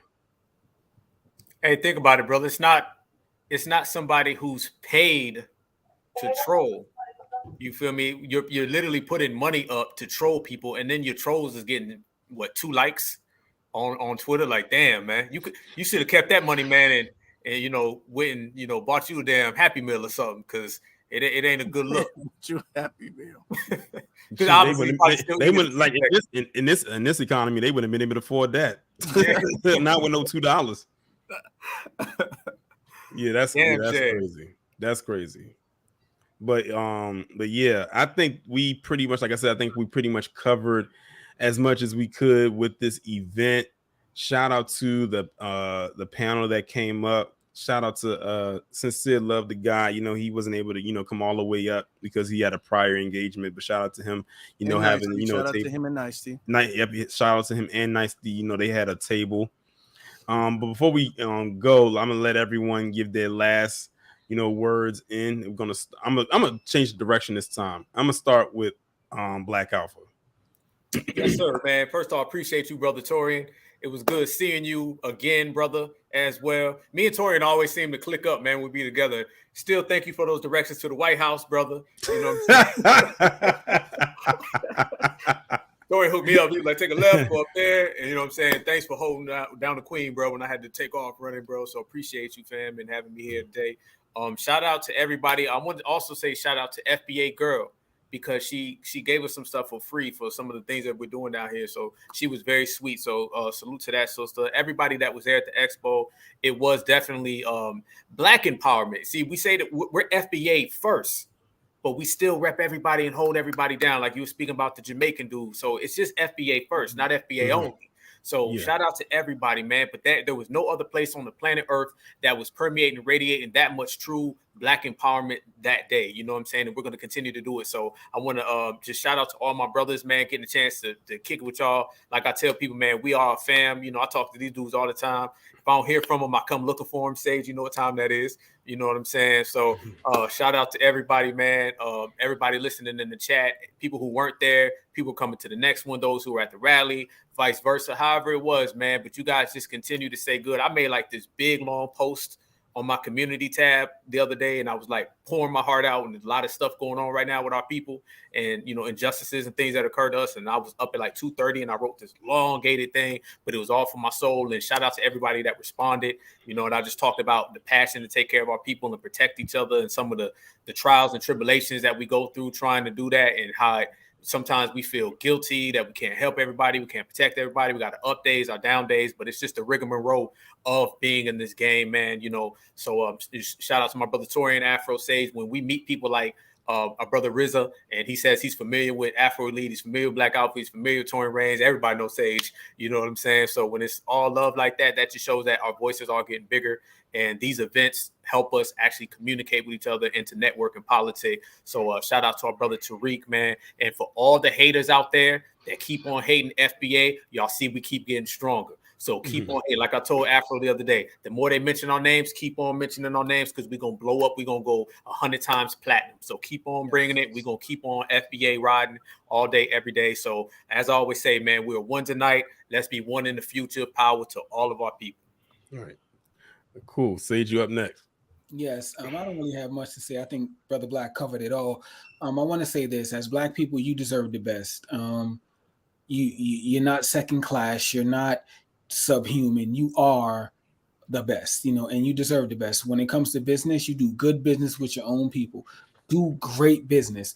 Make the best product that you can make, and sell it to your people. I can't be more boom than when I was spending my money with my Black-owned people. Absolutely. And I would do it again tomorrow. Now, as far as the expo, Again, I want to thank Brother Tariq for putting that together, taking time and energy. I know a lot of hands went into it to put that expo together, and I was just there to assist in any which way I could. So again, people want to say thank you to me. I say thank you to you for the opportunity. I want to take time out again to thank my brother Afro for the energy that he put out, brother Black for the energy that you put out. It's always love when I see you, brother Torian. Ever since I met you first at the rally, that was the first time I ever seen you. Mm-hmm. So let's keep that going. Let's keep the love going. Let's keep working together, and let's move forward together. I do want to closing with this. It's June 1st, so I definitely want to give a happy birthday to Mama Sage. Shout out to my mom. I know she's in the chat right now somewhere. She don't write though, but she's not writing. But thank you for making me obviously full-blooded FBA. Much love to you, and may God give you 40 more years. Much love. Nice. And Afro. Shout out to you, Torian, for putting this all together. You know what I'm saying? I remember you said that you knew how successful this expo was going to be. Torian, I want to let y'all know something. Torian has he talks about he watches movies and stuff like that. I'm gonna expose Torian. Torian has powers. Torian can see the future sometimes. Torian knew that we needed to do a recap. So Torian called dibs before anybody else. Torian was all like, hey, I'm a host a recap. I got the recap. He already knew that we needed to do a recap. So shout out to Torian Rain for doing that. You guys definitely have to subscribe to him and our good brother Black Alpha Network and check out our brother Sage's music. He's coming out with some new music sometime soon, so be looking out for that. But definitely shout out to Tariq, because this isn't, and like I say, this is about us as FBA, especially FBA men, leading by example and being proactive.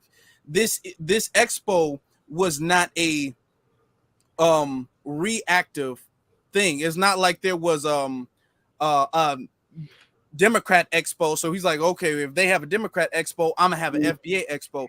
This is what happens when you are proactively doing things for your people. You're not just responding, you're looking for solutions, and you're trying to utilize your ability to implement those solutions. So that's what he did with the DC rally, and that's what he did with this expo. And it was a major success. I love the fact that there were so many people, not only who came as vendors, there were so many vendors, but there was a lot of vendors, and there was a lot of people patriotizing their businesses. And every single last one of their businesses was so professional. And everybody who were at the table, everybody was so nice, so well put together. It was like a business casual type thing. So they weren't dressed up or dressed down. It was this perfect environment with nothing but positivity the whole time, at least in the front, because in the back we was running around like crazy, but in the front everything was perfect. So we made sure it went that way. And so much respect to everybody who came. I on YouTube, and I'm gonna say this, I see you guys see my face on a regular basis. I don't see your face on the regular basis. So it's a joy for me to see you all in person. I know you guys want to see me. However excited you guys are to see me, and me and Black Alpha, we talked about this too in Torian. However excited you are to see us, we are more excited to see you guys, because we don't get to see you guys' face. You guys get to see us when we go live. You guys get to hear us when we go live. So it's good for us to actually see the people behind the views. So thank every single last one of you guys. Yeah, definitely. And that's definitely a strong point that you made, because I was saying to myself, when I think about the reception that we got at the rally last year, I said I imagine it's going to be like the same way at the expo, probably even more. And it turns out, I was pretty much, right. So this expo served more than one purpose, because I knew a lot of my subscribers was going to be there, and I wanted to have a chance to actually see them and talk to them. A couple of them I actually was had a good long conversation with, like 3 of them. The conversation lasted for I don't know how long, because we were so knee deep in the conversation. Time wasn't really a thing. It was like time was obsolete. It was one of those things where we didn't care how much time had passed. We were just in a conversation that lasted, if I had to guess, for over 20 minutes. Like we was like going in. But I'm glad that I was able to attend this event. I knew that I was going to go. It was no doubt in my mind that I was. I'm glad that I did go. I'm glad I was able to see who I saw either for the second time, since the rally, or maybe for the first time ever. And I know some people was asking in the chat, would there be another one? I'm very certain there's definitely going to be another one. I would say another ones with an S, because I'm sure there's going to be more than just another one. It's going to be another ones, as time goes forward. All I'm saying is that if when you get wind of the next one happening, just make arrangements to actually, attend, because it can only go up from here. It can only expand and grow and get bigger and greater from here. Like there's no turning back at this point. The foundation has been laid. Now it's time to build on top of said foundation going forward. But all in all, I had a really good time. A lot I would say was accomplished in just that one day alone. We saw a lot of people. The speakers were all great. They all brought value to what they told us, something that we could take home and tell other on code individuals, let people know what they missed out on. That's one of the reasons why we're doing this. We did this recap so people could find out what they missed out on, and hopefully get them excited and hyped for the next expo, which hopefully won't be too far into the future. That way they can say, I heard about the last one, but it's not enough for me to hear about it. I have to be there. I have to be there in person with the people, see what they have to offer. Maybe it's something I have, maybe as an entrepreneur, as a business owner, that I can offer. So definitely, if you fall into that category, it would definitely be to your benefit to attend the next one so people can see what it is. Someone had told me or asked me, I don't know if they asked you, Afro, did I have a business card? And I'm thinking, like, a business card, like what business or anything like that? And they said, maybe, to advertise your YouTube channel. And they got me thinking. I said, you know what? Maybe I should, make a business card that's advertising my YouTube channel, especially, not to pat myself on the back, but to toot my horn a little bit. I am pretty decent with Photoshop. So, I can get a little creative with it.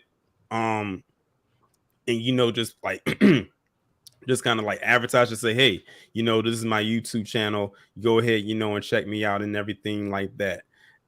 So that may be something that I can work on, because that was a suggestion to me by a couple of people that was there. So I'm gonna definitely look into trying to make some maybe some business cards just surrounding around my YouTube channel.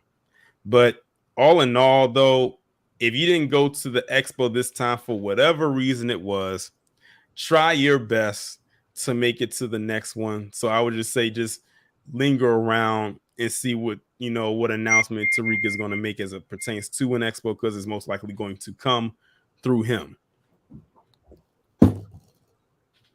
But yeah, with that being said, I'm getting ready to shut it down. We've been here for almost exactly 3 hours. Shout out to everybody who came through. Shout out to everybody in the chat.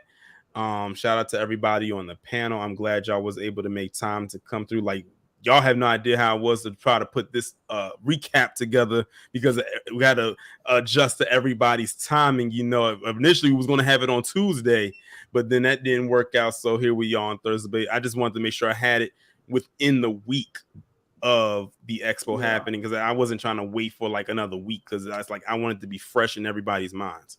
But with that being said, I'm about to end this stream. I will be back on here tomorrow to do the Friday live stream as usual. Don't think that this is going to replace that one and not going to give y'all the regular stream. I will be back on here tomorrow at 6 p.m. Eastern Standard Time to give y'all the weekly live stream and the first live stream of the month of June. Make sure y'all go ahead and subscribe to all of these men's channels. Y'all most likely will link it down in the maybe pin it down in the comment section, so when y'all come and look at the playback, y'all can just find their channels that way, and make sure y'all subscribe if you haven't done so already. Also, shout out to, before we go, shout out to Afro for hitting 6,000 subscribers. I almost forgot. I almost forgot. I'm glad that it came to my mind. But shout out to Afro Elite for hitting 6,000 subscribers. I truly believe you can hit that 10K by the end of the year. I think so too. I think you had a lot of growth.